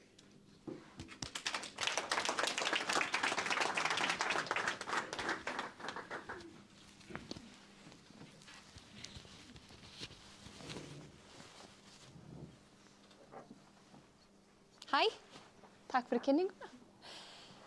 Ég heiti Katrín og ég er að rembast við að klára doktorsnám í íþróttavísindum með áherslu á svefn og ég ætla að fá að ræða aðeins svefn með ykkur. Þar sem ég ætla að reyna að draga svona fram það helsta í tengslum við konur í íþróttum. En eins og aðri fyrirlesarar hafa sagt, það er mjög mikið rými til bætinga í rannsóknum á sviði kvenna, ekki bara íþróttakvenna í tengslu við svefn, heldur bara konur yfir höfuð. En hvað er svefn? Svefn er einn af grunnstoðum heilbrigðs lífs. Ásamt hollri og góðri næringu, eins og Birna var að tala hreyfingu sem að fótboltinn er, og svo slökun sem ég ætla að giska á að Grímur vinur minn ræði á eftir. Þar sem við erum að hlúa þessa andlegu heilsunni. Af margir telja að svefnin sé ein mikilvægasta grunnstoðin. Vegna þess að ef við náum ekki að sofa nægilega mikið, þá bara getur reynst gríðarlega erfitt að uppfylla hinar grunnstoðirnar. Þannig að þessar 4 grunnstoðir þær vinna saman í að viðhalda góðri líkamlegri og andlegri heilsu einstaklinga. En hvað þarf íþróttafólk að sofa mikið? Hérna sjáum við viðmið sem gefin eru út af landlæknisembættinu. Þetta eru alþjóðleg viðmið svefnþörf eftir aldri og við sjáum hvernig svefnþörfin minnkar með aldrinum. En við verjum 1/3 ævinnar sofandi, rétt rúmlega. En íþróttafólk það þarf meiri svefn en aðrir. Íþróttafólk, og þá tala ég fullorðna einstaklingar sem stunda íþróttir, mjög reglulega, oft í viku, þurfa að sofa 9 til 10 klukkustundir á sólarhring. Ef við horfum hins vegar á börnin okkar og aldurinn, aldursskiptinguna, þá ættu krakkar sem eru í íþróttum að reyna að vera að ná efri viðmiðum ráðleggingana. Svefn, hann nefnilega hefur áhrif á frammistöðu og árangur í íþróttum. Nánar það á eftir. Fullnægjandi svefn, hvað er það? Það er að ég gefi mér nægan tíma til að sofa. Besta viðmiðum hvort að ég sé að gefa mér nægan tíma er að ég vakna undan klukkuna á morgnana. Það er bara langbesta viðmiðið. Svefnin er íþróttafólki gríðarlega mikilvægur. Hann hefur til dæmis jákvæð áhrif á hugrænagetu, athygli, árvekni, þetta eykst, viðbragðstíminn, hann verður hraðari, einbeitingin verður betri og ákvarðanatakan líka.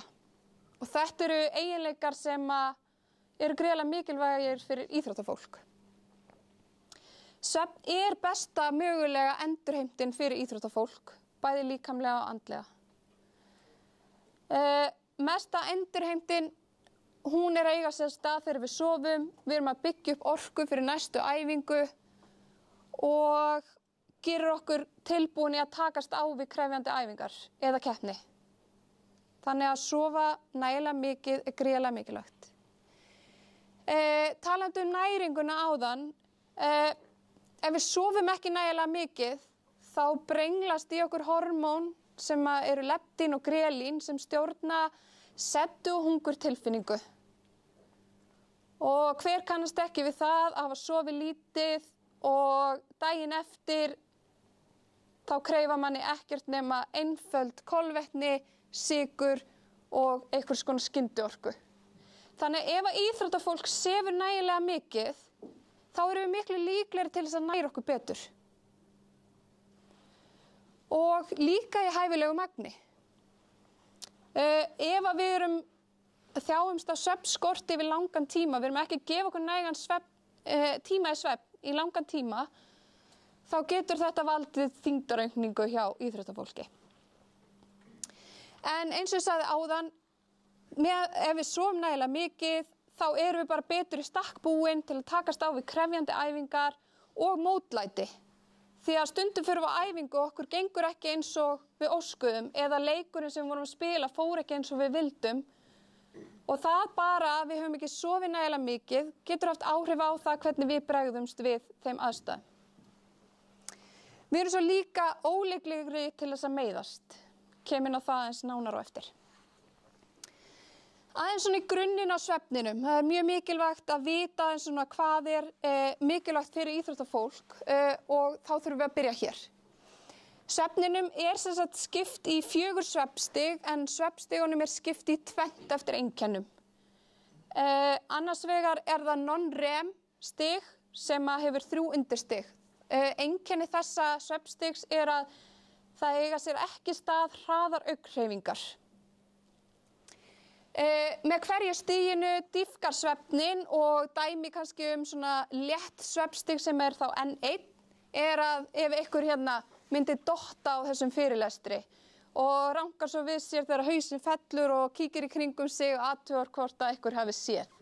Þá er það svona góð heimsókn í léttan svefn, svefnstig 1. Svo tekur við svefnstig 2. Það aðeins dýpri svefn en það fyrrnefnda og þarna erum við að sjá á heilalínuriti í svona klassískum svefnmælingum mikið eða misjafnt magn af spólum og K-komplexum sem eru taldir tengjast námi.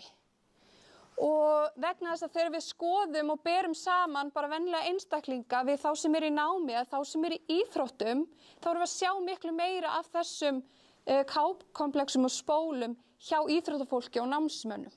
Af því við erum stöðugt að læra eitthvað nýtt. Þetta sést líka hjá ungum börnum. Þannig að þetta talið tengjast því úrvinnslu á því sem við erum aðeins að læra yfir daginn.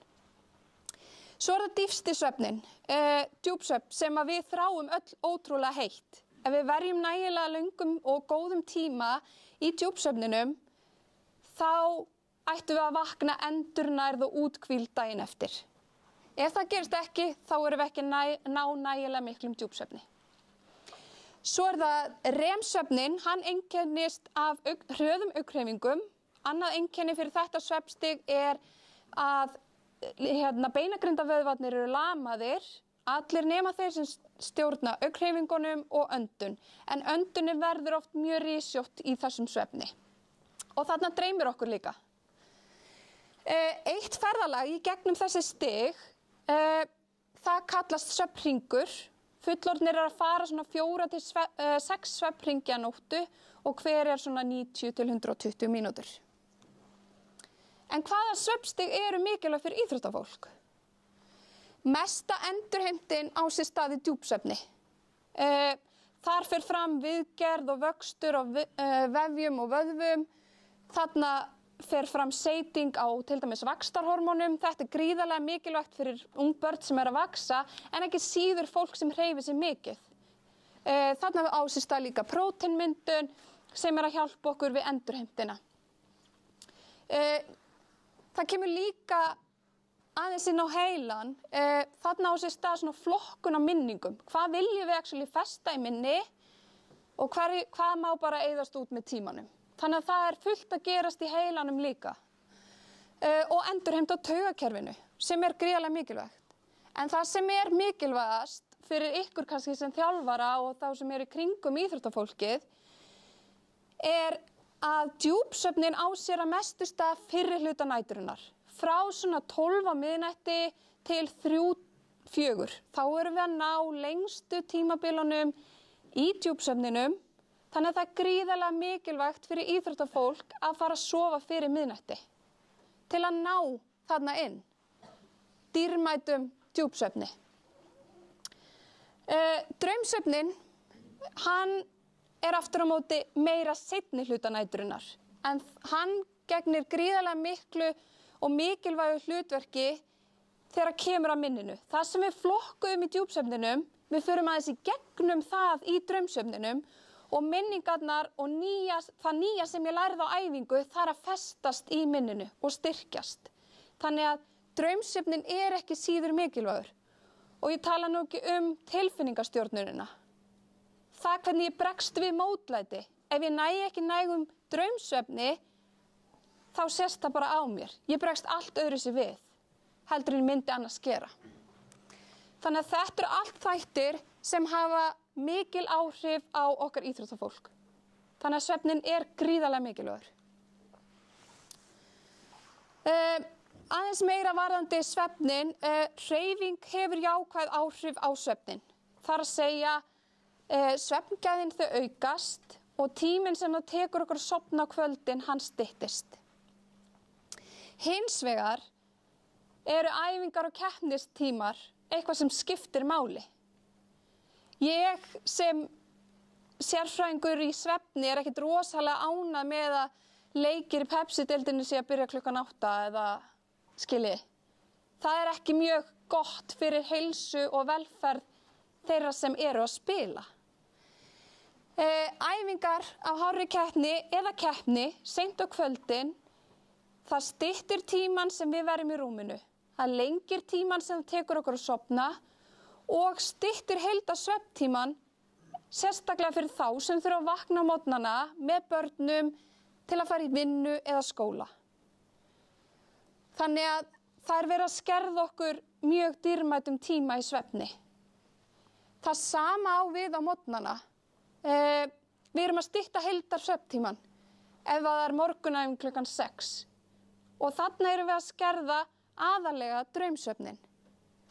Þannig að þið eigið ekki að búast við því að ykkar iðkendur komi að mæta á æfingu klukkan 6 með bros út af vör. Það eru allir grautfúlir yfir því að þurfa að mæta á þessum tíma. Ekki bara út af því að klukkan er 6, heldur af því að tilfinningarnar hafa ekki fengið þá úrvinnslu sem að þarf. Það er ekki búið að leiðrétta kerfið. Það er líka talið að svefnin breytist eftir svona tímabilaskiptingum í þjálfunaráætlunum. Við mikið álag, til dæmis og svona skarpar breytingar í þjálfunarálagi, þá breytist svefnin. Gott dæmi þegar við erum að byrja undirbúningstímabil. Ekkert allir búin að vera rosa duglegir á hvíldartímabili, svo byrjum við bara með keyrslu. Þá eykst djúpsvefnin okkar. Það er bara viðbragð líkamans, hann þarf meiri tíma til þess að endurheimta. Og svo aftur á móti við minna álag eins og í taperfasa, eitthvað slíkt, rétt fyrir tímabil þegar við erum aðeins að minnka álagið, að þá minnkar djúpsvefnin. Þannig að þetta er svona nokkri punktar sem að þjálfarar geta haft bak við eyrað. Svo eins varðandi konur. Það eru fjölmargar rannsóknir og eiginlega langflestar af þeim sem hafa verið gerðar á konum sem sýna að konur þurfi að staðaldri lengri svefn heldur en karlar. Ein helsta ástæðan er sú að líkamsklukka kvenna er örlítið styttri en hjá körlum. Líkamsklukkan, hún stjórnar til dæmis melatónínframleiðslunni sem gerir það verkum að styttri klukka byrjar fyrr að seyta melatóníni, sem er svefnhormónið okkar, gerir okkur þreytt. Hún byrjar að meðaltali 1,5 klukkutíma fyrr hjá konum, heldur en körlum. Þannig að konur eru miklu viðkvæmari fyrir því að æfa seint á kvöldin, heldur en karlar. Það sama á við þegar að lið er að ferðast út í heim, æfingaferðir, keppnisferðir, eitthvað slíkt, þá eiga konur alltaf auðveldara með að rétta sig af ef þær þurfa að rétta sig af með því að fara fyrr að sofa. Þrátt fyrir það að konur þurfa staðaldri að sofa lengur en karlar, þá eru þær að upplifa sinn svefn lakari heldur en karlar, sem er gríðarlega áhugavert. Konur eru líka líklegri til þess að glíma við svefnleysi og þá oft í tengslu við kvíða eða streitu, en hvort tveggja ýtir undir hvort annað. Að leggjast á koddann með kvíðahugsanir eða streitu á bakinu, það er ekki til þess fallið að við séum fljótar að sofna. Og ef ég sef ekki nægilega mikið, þá ýtir það undir kvíða og streitu. En svo síðasti punkturinn af því að það hafa flestir komið inn á tíðarhringinn sem gerir okkur konur einstakar, þá eru margar konur og langflestar sem upplifa einhvers konar breytingar á sínum svefni í tengslu við tíðarhringinn. En við skoðum bara konur í íþróttum og hvernig þær eru að sofa. Svefnmælingar sýna fram á það að konur sofi almennt betur en karlar í sömu íþrótt. Tekur þær að langflestar skemmri tíma að sofna, þær eru síður að vakna upp nætur og þeirra svefngæði eru betri. Þarna erum við að horfa á raunverulegar svefnmælingar. Konur eru líka að verja lengri tíma bæði í djúpsvefni og draumsvefni og eins og Lára talaði áðan að einn fótboltaleikur setur í raun meira álag á kvenlíkama þegar að leikurinn er sömu lengd. Og þetta er bara talið tengjast nákvæmlega því að það tekur konur lengri tíma að endurheimta eftir slíka æfingu eða keppni sem að sýnir þessa niðurstöður. En þrátt fyrir þetta, þá eru konur samt frekar að upplifa svefnleysi, oft í tengslum við tíðarhringinn, hormónasveiflur þar og kvíða og streitu sem nefndi áðan. Þó að konur séu á svefnmælingum að sofa betur en karlar, þá eru þær að upplifa lakari svefn. Þannig að það er eitthvað í gangi sem þarf að rannsaka betur. Og eins og segja áðan, konur eru viðkvæmari fyrir æfingum og keppnum seint á kvöldin heldur en karlar. En við skoðum svo tíðarhringinn, frábæri hormónamyndina sem er staðalmynd eins og svona típisk hormónamynd. Þá eru þessar breytingar sem að konur eru að upplifa í tengslu við tíðarhringinn eru yfirleitt í tengslu við sveiflur á hormónunum estrogen og prógesterón. Á meðan að á blæðingum stendur, þá eru konur yfirleitt að sofa styttra. Þær eru að verja lengri tíma í rúminu vegna þess að þær eru þreyttar, en þær ná ekki að sofna. Í einhverjum tilfellum eru það einhver einkenni í tengslu við tíðarhringinn eins og verkir eða eitthvað slíkt sem að getur hamlað því að við náum ekki að sofna. En konur eru að verja styttri tíma í báðum léttu svefnstigunum og djúpsvefni. Þegar að tíðablæðingum lýkur og við tekur eggbússtigið, þá hins vegar eykst djúpsvefnin og konur eru að upplifa hvað bestu svefngæðin á þessu tímabili. Svo svona undir miðjan gulbúsfasa þá verður djúpsvefnin aftur styttri og líka draumsvefnin. Og það eru mjög margar konur hérna í salnum og ég held að það séu langflestar sem tengja við einhvers konar pirring, tilfinningalegt ójafnvægi rétt fyrir blæðingar, ekki satt? Er það ekki? Það þarf ekkert að vera feimin, ég er alveg þar, þú veist.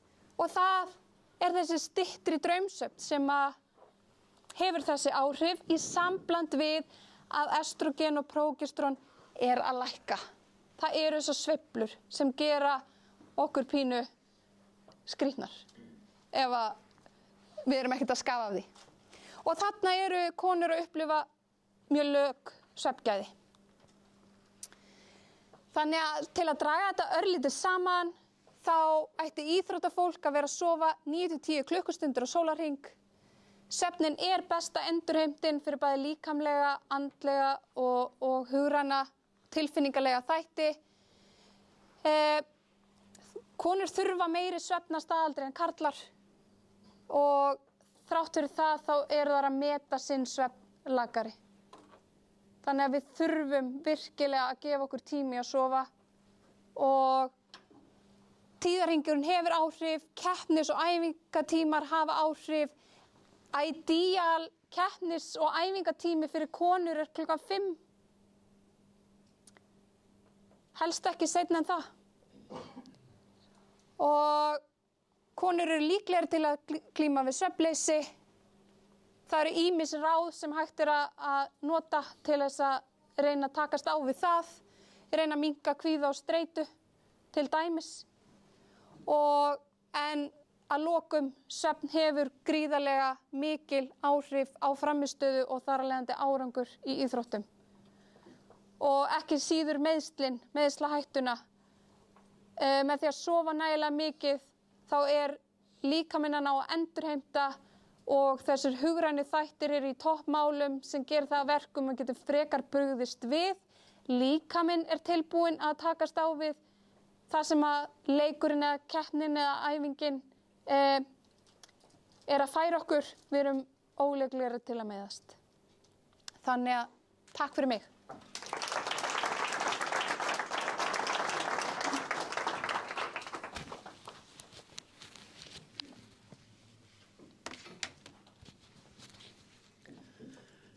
Takk fyrir. Þá eigum við bara eitt erindi eftir. Við vorum búin að semja við Gríma að tala rosalega hratt af því við þurfum auðvitað öll að fara heim og sofa núna. En síðastur en ekki sístur er það Grímur, eini kallmaðurinn sem fekk að stiga hér á svið í kvöld, mikill heiður fyrir hann. Hann ætlar að fjalla hugræna þjálfun, en hann er klínískur sálfræðingur og starfar sem sálfræðingur hjá KSÍ. Og hann sinnir sálfræðitengdri vinnu með kvennalandslið Íslands og yngri landsliðum og hann sinnir einnig einstaklings- og hópavinnu með íþróttafólki ásamt fræðslu og kennslu. Grímur hann ætlar að fara yfir hugarþjálfun og veit okkur innsýn í starf sálfræðings með yngri landsliðum og landsliði kvenna.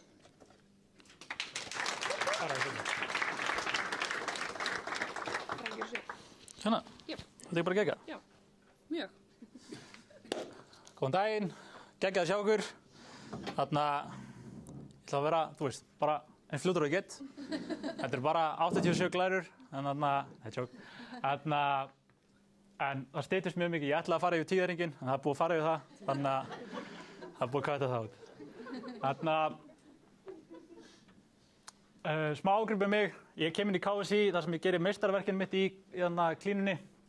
Og svo bara, út af það var ekkert neitt til staðarinn innan KSÍ, þá bara held ég áfram í því.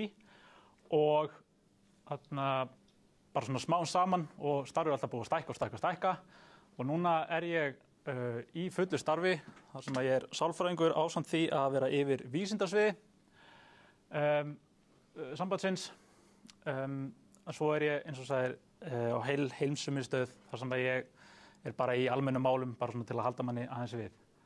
En flesti muna kannski eftir mér á fótboltaferlinum, þarna eftir markinu á móti Skallagríman í fjóruðdeildinni 2015. Þannig að umfram allt er ég fyrrverandi leikmaður. Hvernig virkar þessi? Ok, hugræn þjálfun. Þú veist, hvað er þetta? Hugræn þjálfun, hugarþjálfun, þessi andlegi þáttur sem allir eru að tala um. Það er að þjálfa upp þannig fjóra þátt. Þessi fjóri þáttur sem er hluti af þessum 4 fóta stól, það sem allt er að haldast í hendur til þess að ná langt, til þess að eiga consistent performance yfir langan tíma. Ef við erum að tossast á einhverjum af þessum þáttum sem íþróttafólk, að þá gengur dæmið ekki upp. Skiljanlega er mesti fókusinn á þessa fyrstu 3 þætti, líkamlegu, tæknilegu og taktísku, og þessi fjórði, þú veist, er alltaf að fá meiri og meiri athygli, en bara svona sögulega séð hefur þetta alltaf verið svona annarkvæmt eftir með þetta eða ekki. Annarkvæmt þurfa að, þú veist, að hafa ágræðir eða ekki. En bara megininntakið í dag og bara í öllum fyrirlestum, workshopum og fræðslum sem maður er með, er að þetta er líka færni sem maður ættir að þjálfa. Og hérna eru að tala hluti sem eru kannski ósýnilegir og erfitt að mæla. Við erum að tala einbeitingu, við erum að tala sjálfstraust og alla þessa þætti. Og þetta eru hluti sem við vinnum í bæði innanvallar og utanvallar. Mér finnst það mjög mikilvægt að komast til skila að það er ekkert quick fix í hugrænni þjálfun. Þetta er nákvæmlega eins og hitt. Bara, þú veist, eins leiðilegt að segja að maður getur ekki farið í ræktina, tekið 3 setta biceps og maður er honum geggjaður. Það er nákvæmlega saman með hugrænarfærni. Það er ekki eitthvað, bara herða stólleikur í kvöld, ég ætla að gera þetta, A, B, C, segja þetta við sjálf mig og bara ég fullt sjálfstraust og bara geggjaður leikur. Þetta er konstant vinna. Og það sem við erum að fókusa á í hugrænni þjálfun er bæði hugsun og hegðun. Við getum ekki beint breytt aðstæðunum sem við erum í og við getum ekki svona beint breytt hvað við erum að upplifa akkurat núna, en við getum gripið inn í hugsunum okkar og hegðunum okkar. Og aðalmarkmiðið er bara svona, þetta er ekkert vísindlegt en bara basically að við höfum þrautseiguna til að fara í gegnum það sem að mæti manni á ferlinum og fulla einbeitingu og sjálfstýringu inn á vellinu. Þannig að þessi þættir sem að við erum búin að þjálfa alla okkar tíð á öllum þessum æfingum, öllum þessum leikjum, að hún fær að skína þegar hólminn er komið. Það er ekki þannig að, þú veist, eins og með mig þegar ég var leikmaður, geggjaður á æfingum, langbestur, þó ég segi sjálf frá, en svo í leikjum, þá var þetta bara alltaf að hrynja. Með 2 gömlu þjálfarnir mínum, þeir eru þannig í salnum, þeir eru sammála því, Ingu Sveins og Þorsteinn Halldórsson. Þannig að þeir geta votta fyrir það. Þeir eru að kinka kolli.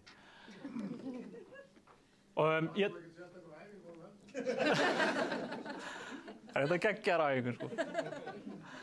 Þarna, ég ætla bara að fara í smá svona dæmi hvernig hugræn þjálfun getur virkað. Við byrjum alltaf á að finna þörf hvers og eins.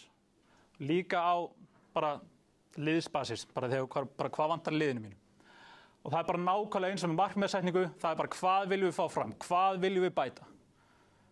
Þá förum við í þarfagreiningu og það hægt að gera það með svona tækjum og tólum eins og til dæmis svona framistöðuprófíl, ég ætla að hafa myndaði en ég köttaði út af tíma.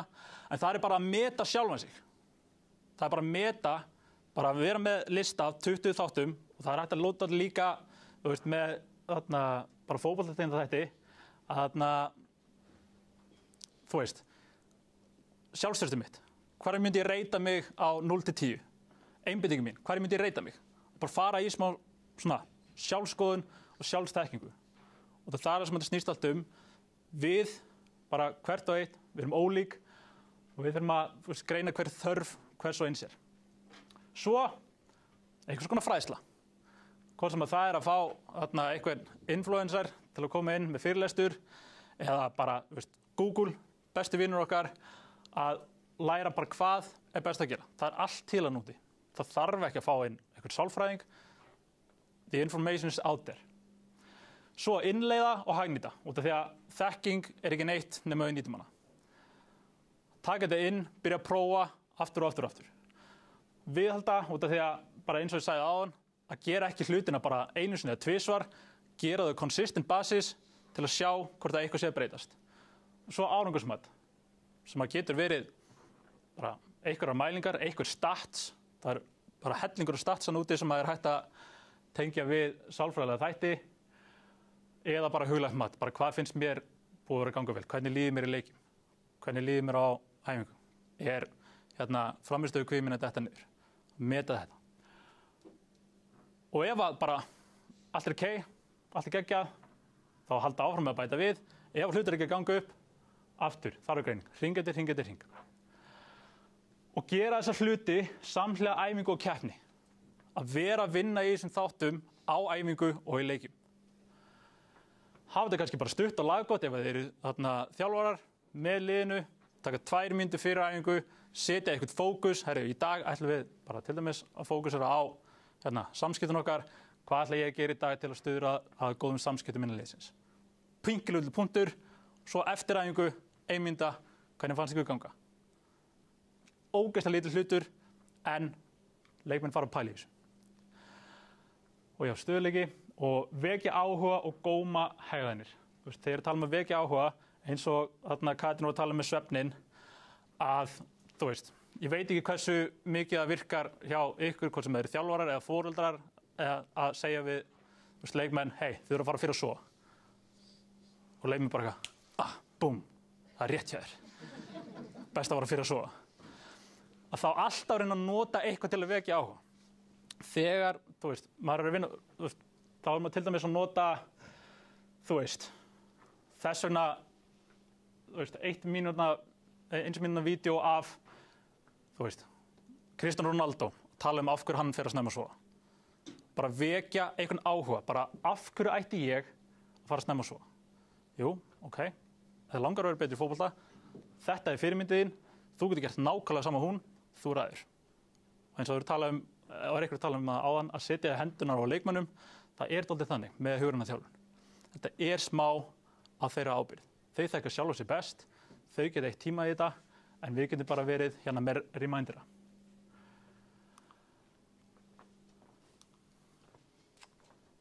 Vona að þið sjáðu bara eitthvað af þessum texta, en til dæmis einbinding.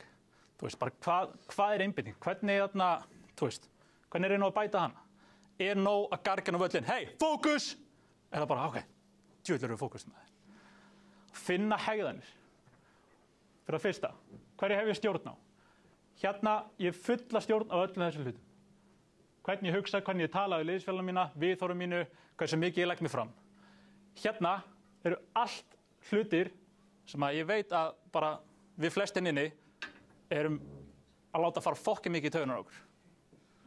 Mótherjar, dómarannir, veðrinu, liðsvali þjálfarans, vallaraðstæðum, hegðun liðsfélaga, hvort að maður er að fara að meiðast, eða hvað öðrum finnst. Þú veist, og hérna erum við að selja fyrir leikmönnum að einbeitingin okkar, þetta eins og, veist, maður getur hugsað þetta eins og bara hérna batteri á síma. Þetta fer nákvæmlega, þetta fer alveg jafn hratt niður. Ef við erum að gera mikið í símanum, þá fer þetta hraðið niður. Þannig ef að þessi hlutir eru að taka pláss í einbeitingun okkar, þá fer hraðið niður. Og fyrsta sem að fer þegar maður er þreyttur í fótboltaleik, það er einbeitingin. Það er ekki ástæðulaus að það eru mörg sem að koma hérna 44. eða 89. Bara lapse of judgment. Notkun sjálfstals, að nota bara eitthvað svona skript, bara að æfa sig, að fara að hugsa eitthvað annað ef að hausinn búinn að taka yfir. Það hausinn okkar getur stundum verið besti vinur okkar eða versti óvinur. Þannig að til dæmis, við tökum svona dæmi, þegar ég gerir mistök, að finna eitthvað ógeðslega stutt sem ég ætla að segja við sjálfum mig konstant þegar það gerist. Og til dæmis bara segja næsta moment, í staðinn fyrir að vera hérna að hlaupa eftir næsta bara, djús fokkin hálfviti, hvað er þetta fokkin gera og þú veist, eitthvað hérna. Að vera konstant í að setja fókusinn á eitthvað sem maður hefur stjórn á og eitthvað sem hjálpar okkur. Það hitt er óhjálplegt. Ég veit ekki hversu vel þið spiluðu í den þegar voru að hrauna yfir sjálf okkur leik. Mér geta alveg ekkert svo húlega. Og hérna er æfingur í lið. Gott að fá nokkar til að sitja saman, finna triggerpunkta sem að full focus er næsta mínútu. Og hérna eru, þú veist, þegar það er að hægja á leiknum, 43. eða 88. eftir að við komumst yfir, eftir mistök eða fast leikætri. Að fá hópinn til að setjast niður og finna eitt orð eða stutta setningu til að tryggja hámarks einbeitingu. Hvert er orðið, hvert er setningin og hvernig lítur það út? Þú veist, hvernig hægjum við á leiknum? Hvað ætlum við að gera þegar þetta heyrist? Hvað ætlum við að gera þegar fyrirliðinu okkar gargar þetta? Þá ætlum við að taka miklu lengri tíma í að gera allt og gjörsamlega drepa allt. Þetta er eitt dæmi. Dæmi samskipti, að taka upp að leiktegar, eða bara hvenær sem er, taka spurningar til liðsins, hvernig liði viljum við vera? Og eins og ég sagði, hvað getum við gert í dag til að stuðla að góðri liðsheild? Hvað viljum við að hin liðið sjáu og heyri inn á vellinu þegar við spilum mót okkur? Hvað viljum við að hitt liðið tali eftir leik? Alveg sama hvernig, þú veist, hvernig fer, hvort að við skítöpum, þá viljum við helst að hitt liðið sé að tala bara shit, hvað það var fokkin erfitt. Bara vá. Taka alls konar dæmi bara það sem að þið þekkið á góðum samskiptum, teka aðeins á næstu glæru. Hafa æfingar á æfingu, til dæmis í stuttu spili eða í possession, að hafa að það má enginn tala. Bara leyfa leikmenn að upplifa það hvernig það er alveg bara þögn. Svo er þetta að rótera, að láta eitt lið tala, hitt ekki, láta einn leikmann tala til að leiðbeina, og gefa bara svona fíl fyrir þessu. Og bara hvernig viljum við hafa það. Og að fá samþykki alls liðsins bara að allir séu sammála samskiptastandarðana sem við setjum. Ég man eftir Ingvar Sveins í fjórflokk, þá var það jákvætt eða þegja. Ég man það ennþá. Og tökum dæmi, þú veist, sem að selur alltaf mjög vel við leikmönnum. Hérna er tölfræði í leiknum hérna fallega á Laugardalsvelli þegar við unnum Þýskaland 3-0. 24 móti 132. Hvað haldið þetta sé?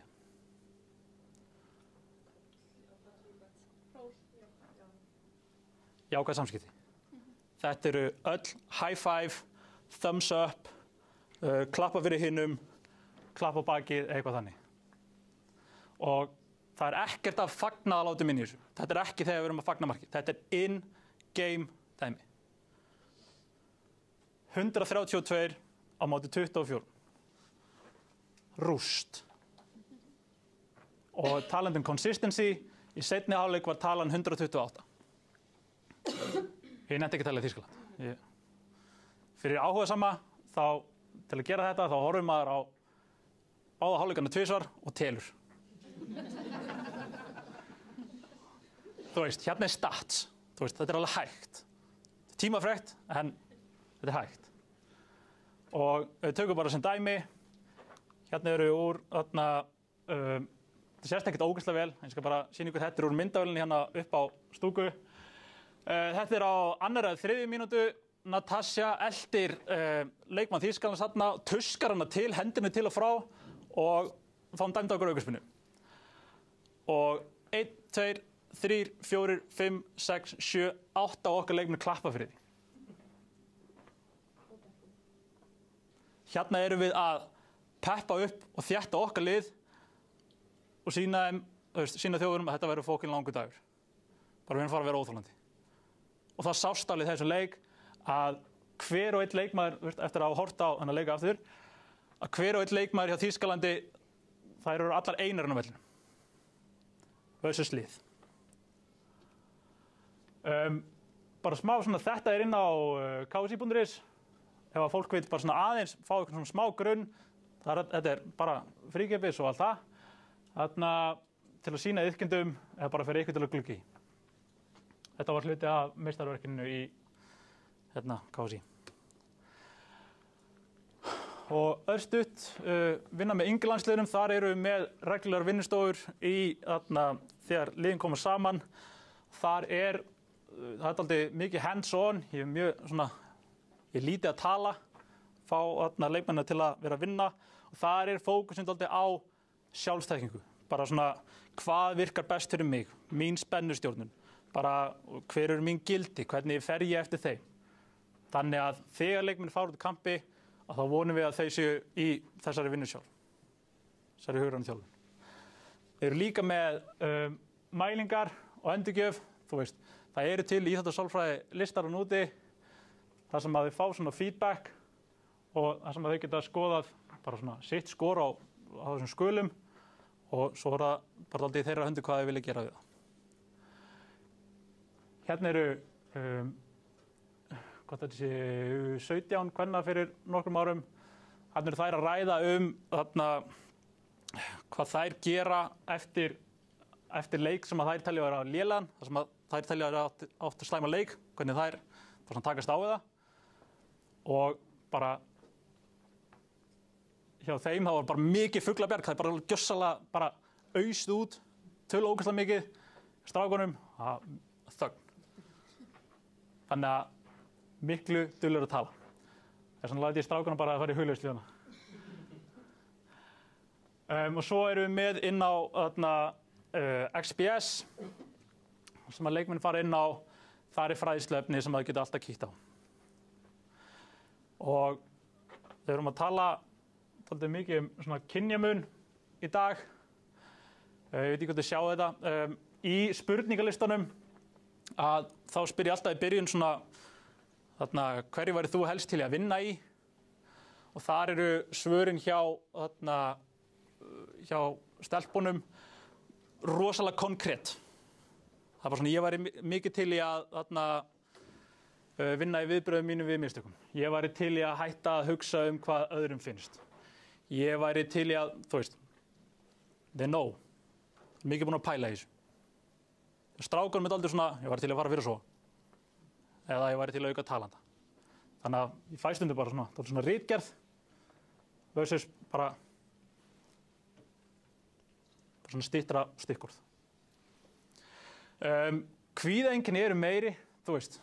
Í þessum listum þá er þetta bara allt mjög svipað nema keppniskvíði, hann er hærri hjá stelpum sem er bara dálítið í takt við, eins og þið eru búin að segja, í takt við þar fáir rannsóknir sem eru til. En það er líka í takt við meistarverkinu mitt sem ég gerði hérna, sem við gerðum sálfræðitengdar mælingar á öllum iðkendum á landinu í 3. flokk eldri með Katrínu og Láru. þar sem að skoða áhrif kvíðaeinkenna á frammistöðu og jójóprófi. Og þar var bara svona frekar sláandi munur hvað kvíðaeinkenni höfðu mikil áhrif á bara basically að hlaupa fram og tilbaka. Og það var hjá þeim kvenkynsleikmönnum sem actually mættu í mælingarnar. Það við vissum að það var bara svona, þjálfarinn sögðu bara, þess ekki að fara að mæta. Þess ekki að fara að mæta.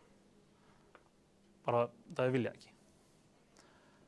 En síðan var, þú veist, mismunandi hópar, þar sem að jójótest og til dæmis bara búið að vera dálítið svona bara partur af þeirra þjálfun. Bara svona, þetta partur af bara okkar bætingu að við erum í jójó-test 1 sinni eða 2 ári. Þá ekkert mál.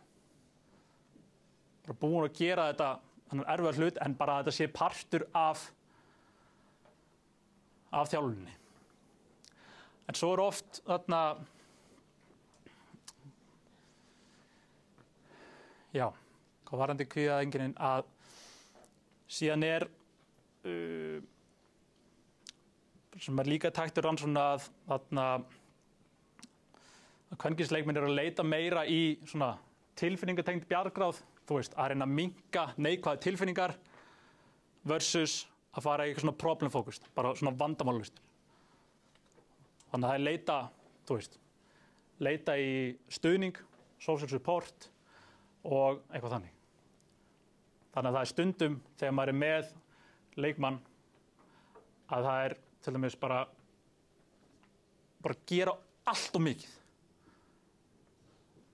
Það sem að bara álagið bara það mikið að bara finnst ekki að höndla.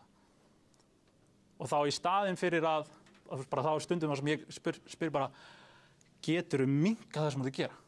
Og þá svona, já, kannski. Get checka á því.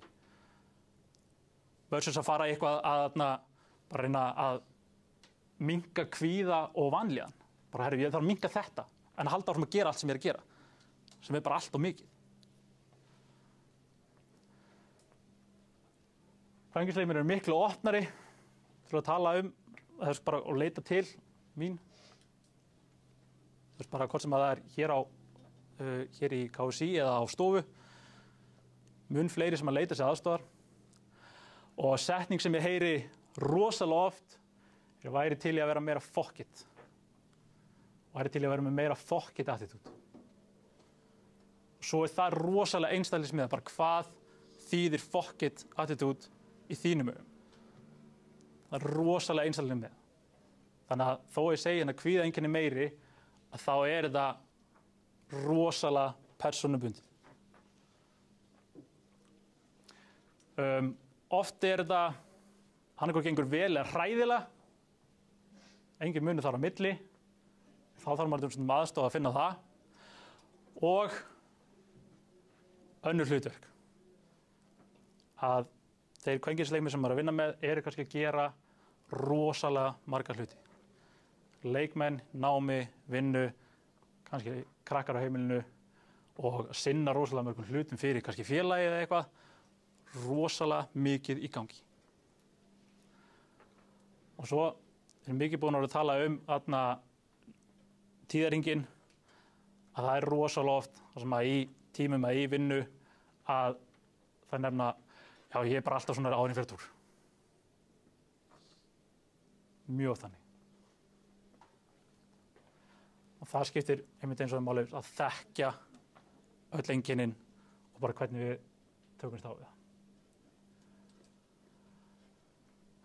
Og lokum hlutverk sálfræðings að kvenna. Ég kem inn í teymið fyrir EM 2022 og þá þetta bara svona smá svona testrun, sjáta á þetta Steina að treysta mig fyrir hlutverkinu. Þar sem að ég aðeins með þeim fyrir mótið og svo fyrstu dagana á mótinu. Svo það starf bara alltaf búið að svona stækka eins og nú ég alltaf með. Þar ég sálfræðingur leikmanna og starfsfólks að sjálfsögðu í glugga og milliglugga. Þannig að leikmenn geti alltaf haft sambandið með hvort sem að eru í gluggunum eða ekki. Þar svona bróðurparturinn einstaklingsviðtöl. Það engin forsaður í einstaklingsviðtöl en ég býð alltaf upp á ef að leikmaður að koma nýr inn í hópinn eða aftur eftir langa tíma, þá býðum alltaf upp á viðtal. Fyrir hvern glugga þá gerum við mat á streitu og vellíðan, það bara stuttur spurningalisti og það bara að fá að vita bara hvernig bara status búið að vera seinustu vikur áður en kemur inn í kamp. Og svo gerum við þetta líka eftir glugga bara til að meta hvort nokkuð að leikmanni líði illa hjá okkur. Og svo aftur 2 vikum seinna þegar leikmaður farin til síns félags. Svo ég með vinnustofur og ósk þjálfara eða leikmanna og oftast er það bara eitthvað svona stutt input eins og þetta áðan með þarna samskiptin. Þá er þetta stundum bara 2-3 mínútur, benda á eitthvað til að hafa ólega í huga og bara reyna að skilja eitthvað eftir. Svo er maður oft með einhvern annan hatt á, mikill áhuga maður að sé alltaf í ísbað ready. Og svo sé ég readiness-mælingarnar sem eins og, varst ekki þú Lára, sem varst að tala og þar eru við að trakka þarna, svefn, líðan, fatigue, soreness og leikmenn skrá stöðu í tíðahring. Og samstarfið háskóla og sérfræðinga, það er tenging á vísindasvið.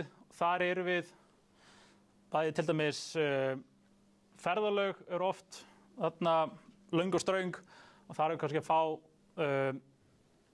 þarna sérfræðing í recovery, svefn og eitthvað þannig, gefum dagskrárinn okkar og bara ertu með eitthvað tips and tricks sem við getum notað. Og sama tíma samstarfið háskóla að fá inn ef að okkur vantar aðstóð, hvort að einhver nemar hafa áhuga á að aðstoða okkur, bara upp á að búa til framtíðar sérfræðinga í fótbolta og ef við tökum dæmi þá einhver frábæra stelpu sem heitir Diljá til að aðstoða okkar í analysis, aðstoða analysunum okkar. Hún var með okkur henni heima, hún er með 100% sigurhlutfall, þannig að shout out á hana og sérstaklega líka bara til að bæta við konum í fótboltaheiminn. Og þetta er, þetta er alltaf óhefðbundið sálfræðingastarf. Það er ekki alltaf sem maður er með herbergi eða að það séu planaði tímar. Sum viðtöl eru 2 mínútur á leiðin í mat eða út á velli eða þegar er verið að nudda eða eitthvað. Þannig að maður þarf að vera alltaf kreatív, vera á tánum og maður sé alltaf til staðar. Þá aldrei að þurfa að bara leita að mér einhvers staðar. Ég á alltaf að geta verið í stuttu fjarlægð ef einhver vill hafa samband. Og já, er ekki komin dálítið yfir 10 mínútur? Það bara sé bara takk fyrir mig og ef það er eitthvað spurninga bara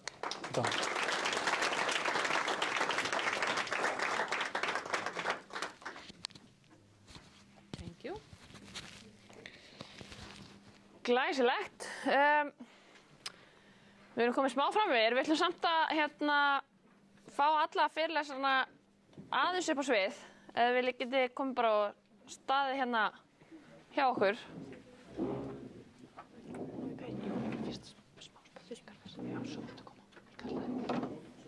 Já. Já, ég var með aðstofakonu einhvers staðar. Ætlaði Rebekka ekki að gera það? Hvað er Rebekka? Já. Ja, ef þið eru með spurningu þá fáið þið þennan mikrofón hérna, þið þurfið ekki að stinga honum upp í ykkur, þið bara meðan fyrir Dagur með mikrofóninn. Herru, já, við höfum samt bara ekkert geðveitt langan tíma fyrir spurningar. Við ætlum bara að gefa okkur örfá mínútur ef þið eru með eitthvað til þeirra. Bara réttu upp hönd og Rebekka kemur til ykkar með mikrofóninn og þið spyrjið spurningu. Það hlýtur einhverja, við förum ekki fyrir að vera með eina spurningu, já. Þetta er fyrir Katrínu. Hvað finnst okkur lúra á daginn fyrir íþróttafólk sem er kannski á æfingu seint og þarf að vakna snemma? Einmitt. Það er eiginlega... Íþróttafólk er eiginlega eini hópurinn sem við svona ráðleggjum að taka lúr yfir daginn.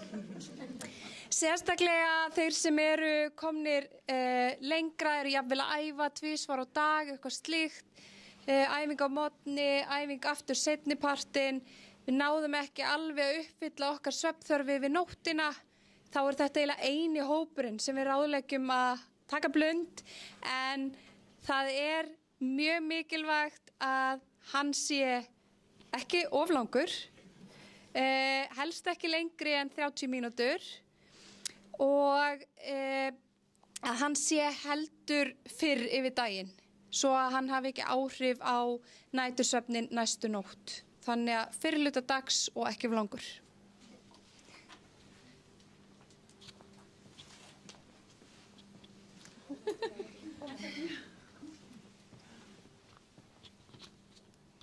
svo sem að láta hann að hafa bara aftur mikrofónin af því að ég er með, að ég ætla að nýta meira svefnin af því að nú er ég með íþróttareng sem er undir miklu álagi og eftir alla leiki gengur ofboðslega mikið í svefni og talar ofboðslega mikið um svefni eftir mikið álag og þess áttar.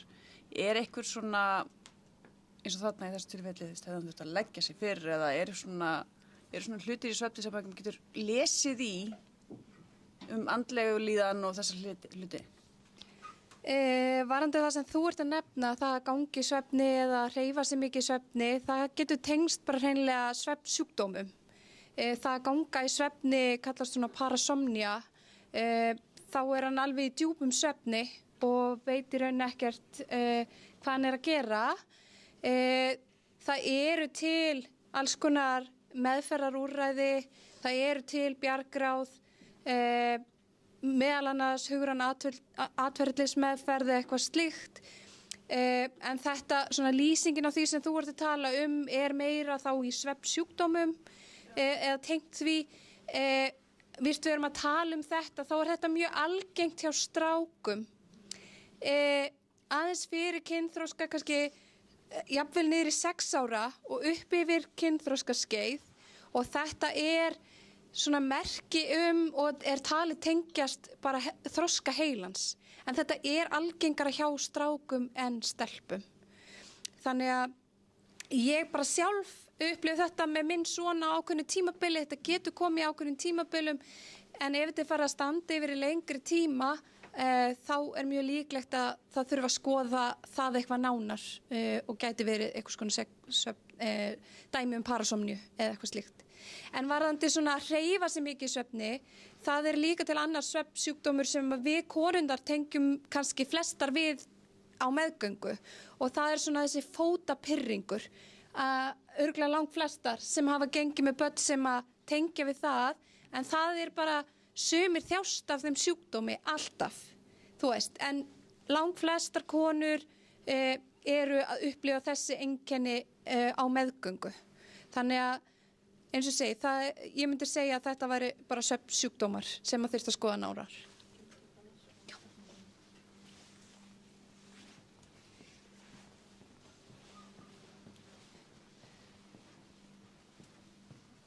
Haldan með það. Já, takk. Herri, mér langar bara, þessi myndtíðarhingur er frekar einsleitur. Það langar með að spurja út í aldur á leikmönnum, til dæmis kannski frá 14 upp í 18 ára. Ég er með gott dæmi það, því ég trakk alltaf ef að leikmenn klára ekki æfingar hjá mér og ég spyr hvað það er og svona. Svo leikmaður sem þetta var að gera svolítið oft með tíðarhing. Kannski 12 millibili gerðist þetta í 3 mánuði, getur það verið, hún var aldurinn 14 til 16 ára. Getur tíðarhingur eða blæðingar eða verkir einhvern veginn komið oftar en þau ert ekki komin í einhver ákveðna rútínu eða hvort það sé bara einhvers konar sálræn framistöðu? Já, fyrstu svona 2 árin hjá konu, það er mjög eðlilegt að tíðarhingurinn sé bæði óreglulegur og meiri blæðingar. Þannig að já, hann getur verið í svona smá rugli þannig að fyrstu 2 árin, þannig að mögulega er það bara það. En ég veit ekki hvenær hún byrjaði á blæðingum, þannig að já, það er alveg eðlilegt þannig að fyrstu 2 árin. En eftir það þá þurfti maður að skoða af hverju þetta var að gerast.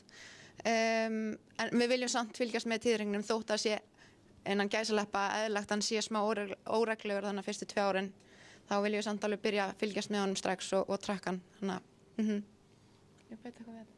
Já, ég verð til. Það svona, af því ég er líka smá sérfræðingur á þessu svið, þá gæti það líka verið hún sé að upplifa, þegar þú talar hann 12 daga millibil, gæti verið hún sé að upplifa verki bæði á blæðingunum og líka í kringum egglossið. Það er svona fyrsta sem klingdi hjá mér.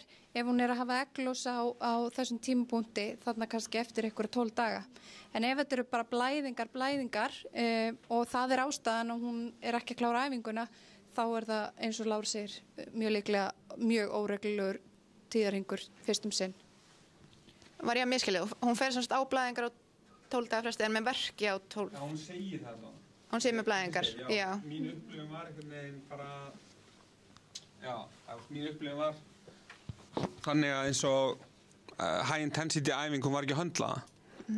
og það var á reglulegu millibili þannig og eins og ég segi, ég ætla ekki að segja eitthvað sé að ljúga eða gera sér upp, en það er oft þetta hugræna að, þú veist, og þú býr til einhverja afsökun og, þú veist, ég fengi þetta áður á þessum aldri, fengi ekki afsökun, en þú veist, þetta sagt, en eins og ég segi, ég trakka alltaf leikmennina mína, þú veist, ef þeir klára ekki aðeins hvort að meðslum eða bara hvað það er og ef þeir treysta minnst að segja, að þá er þetta mitt svona algengt allavega í 14 til 16 ára sem að, já.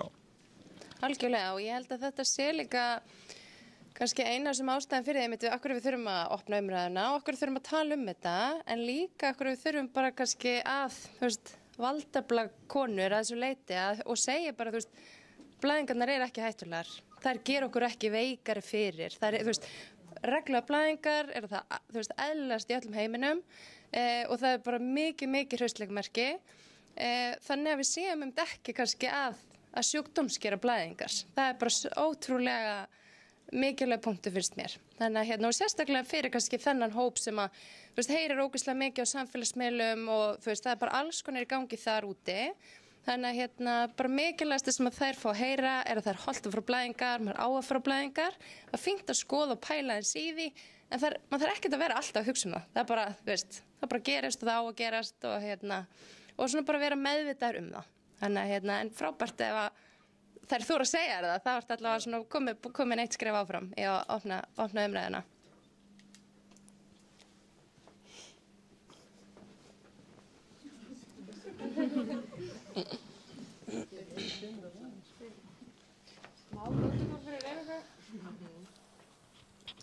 Mér langaði aðeins að spyrja út í svefnin.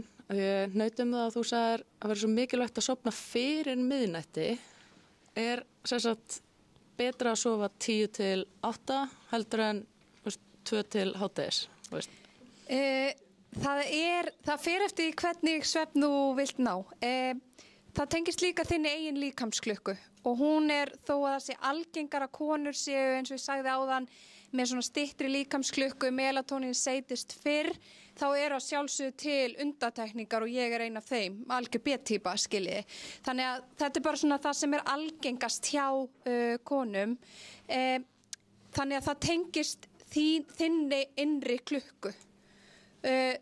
En það sem að skiptir miklu máli fyrir íþróttafólk og sérstaklega krakka sem er að æfa mikið, mögulega í fleiri en einni íþrótt eða afreksfólk í íþróttum, það er að ná að sofna fyrir miðnætti, já. Vegna þess að líkamshitinn okkar, hann lækkar og nær lágmarkið þannig í kringum 3, þeir sem að kannski hafa verið að vinna nætuvaktir, tengja oft það, kemur yfir mann rosaleg syfja á ákveðnum tímapunkti og þá finnur maður þarna eins og í dæminu og ég er að nefna núna, þá er það klukkan 3. Ég sjálf vann nætuvaktir og hjá mér var því ofboðslega syfju klukkan 4:30. Þannig að það sýnir að ég er seinni, skiljiði. Þannig að en það er algengast að þetta sé svona og til þess að ná dýpsta svefninum og mestu gæðunum í djúpsvefninum, þá þarf líkamshitinn að vera lágur. Þannig að það eru grunnforsendur og skilyrði þess að við náum góðum djúpsvefni. Og líka það að hafa svalt í herbygginu, það hjálpar okkur að lækka líkamshittan. En ég er gríðarlega ánægð með áhugann á svefninum. Koma því frá. Heldur tíma fyrir eina spurningu viðbót. Við skulum hafa það að loka spurninguna. Geggjaða spurningu. Gott. Snillt. Bara er búið að skoða, því að núna hafa alveg stelpur verið að til dæmis að halda áfram að taka getnaðvarnarpilluna til þess að sleppa því að fara á túr. Hafið þið séð ykkur munstur á meiðsli eða eitthvað tengt því? Því að maður hefur alveg heyrt svoleiðis dæmi, skiljið bara, ég bara nefndi ekki að fara á túr núna og ég ætla bara að halda áfram að taka pilluna. Mjög góð spurning. Takk. Ég hef ekki séð neina rannsóknir á því, þú veist, ein og sér, það að taka bara, þú veist, pilluna þannig að maður fær ekki á blæðingar, hvort það auki meðslatíðnina, ég hef ekki séð það og eins og ég nefndi bara þessar rannsóknir varðandi hormónagetnaðvarnir eru ótrúlega svo misvísandi, sumar segja hafa ykkur áhrif, aðra segja bara að hefur engin áhrif og sumar segja neikvæð áhrif. En það sem að ég myndi kannski að segja, við það að gera þetta sem þú ert að segja, að taka hormónu getnaðarvarnir þannig að maður fari ekki á blæðingar. Það sem að ég sé fyrir mér að geti gerst að maður í rauninni maski, þegar maður sagt það, þú veist, það að þú sért ekki að næra þig nóg. Eða þú veist, það náttúrulega erfiðar bara, hormónu getnaðarvarnir gera það bara almennt, af því að þú getur annarkvort farið á blæðingar þó þú sért ekki að næra þig nóg, eða þú bara einmitt, ég eitthvað sem er bara að taka pilluna, ég fer aldrei á túr og það er bara eðlilegt. Þannig að við höfum ekki eins mikla tilfinningu kannski fyrir því og þegar maður næri sig ekki nóg að þá eru beinum manns ekki eins hress og þá getur maður líkurnar til dæmis á álagsbrotum. Það er kannski eitt svona stressbrot í rist, eitthvað svoleiðis. Þannig að alltaf þegar ég fæ leikmann með einhvers konar álagsbrot, hvað sem það er í fæti eða legg eða eitthvað slíkt, þá spyr ég alltaf tekur hormónu getnaðarvarnir, af því þá get ég ekki spurt meira tíðarhringinn og ef að nei, að þá get ég farið að spyrja nánar út í það, ok, hefur mistu blæðingar, eitthvað svoleiðis, þá getur maður aðeins fara að þreifa fyrir sig þannig. Þannig að ég myndi kannski segja að það væri svona eina meiðslahættan sem ég myndi allavega svona kannski tengja við eiginlega hormónu getnaðarvarnir almennt en kannski sérstaklega þegar maður bara tekur þar og fer hvort sem er ekki blæðingar. Þá missir maður þennan faktor. Líka ef konur eru til lengri tíma á getnaðarvörnum og getur það mögulega haft neikvæð áhrif á beinheilsu. Þannig að var að hafa það í huga og auðvitað þetta sem Sola sagði, en að því náðu ekki að fara inn á frammistöðun áðan tengt getnaðarvörnum og þá einmitt vantar bara mjög mikið að rannsóknum þar, það er mjög svona misvísandi. Ef eitthvað þá virðist það að vera hormónu getnaðarvörnum hafa neikvæð áhrif á frammistöðu, ef eitthvað en þetta þarf að rannsaka betur. En á móti, ef getnaðarvarnirnar að hjálpa viðkomandi eða að líða betur, minnka verki og svo framvegis, þá getur það haft jákvæð áhrif.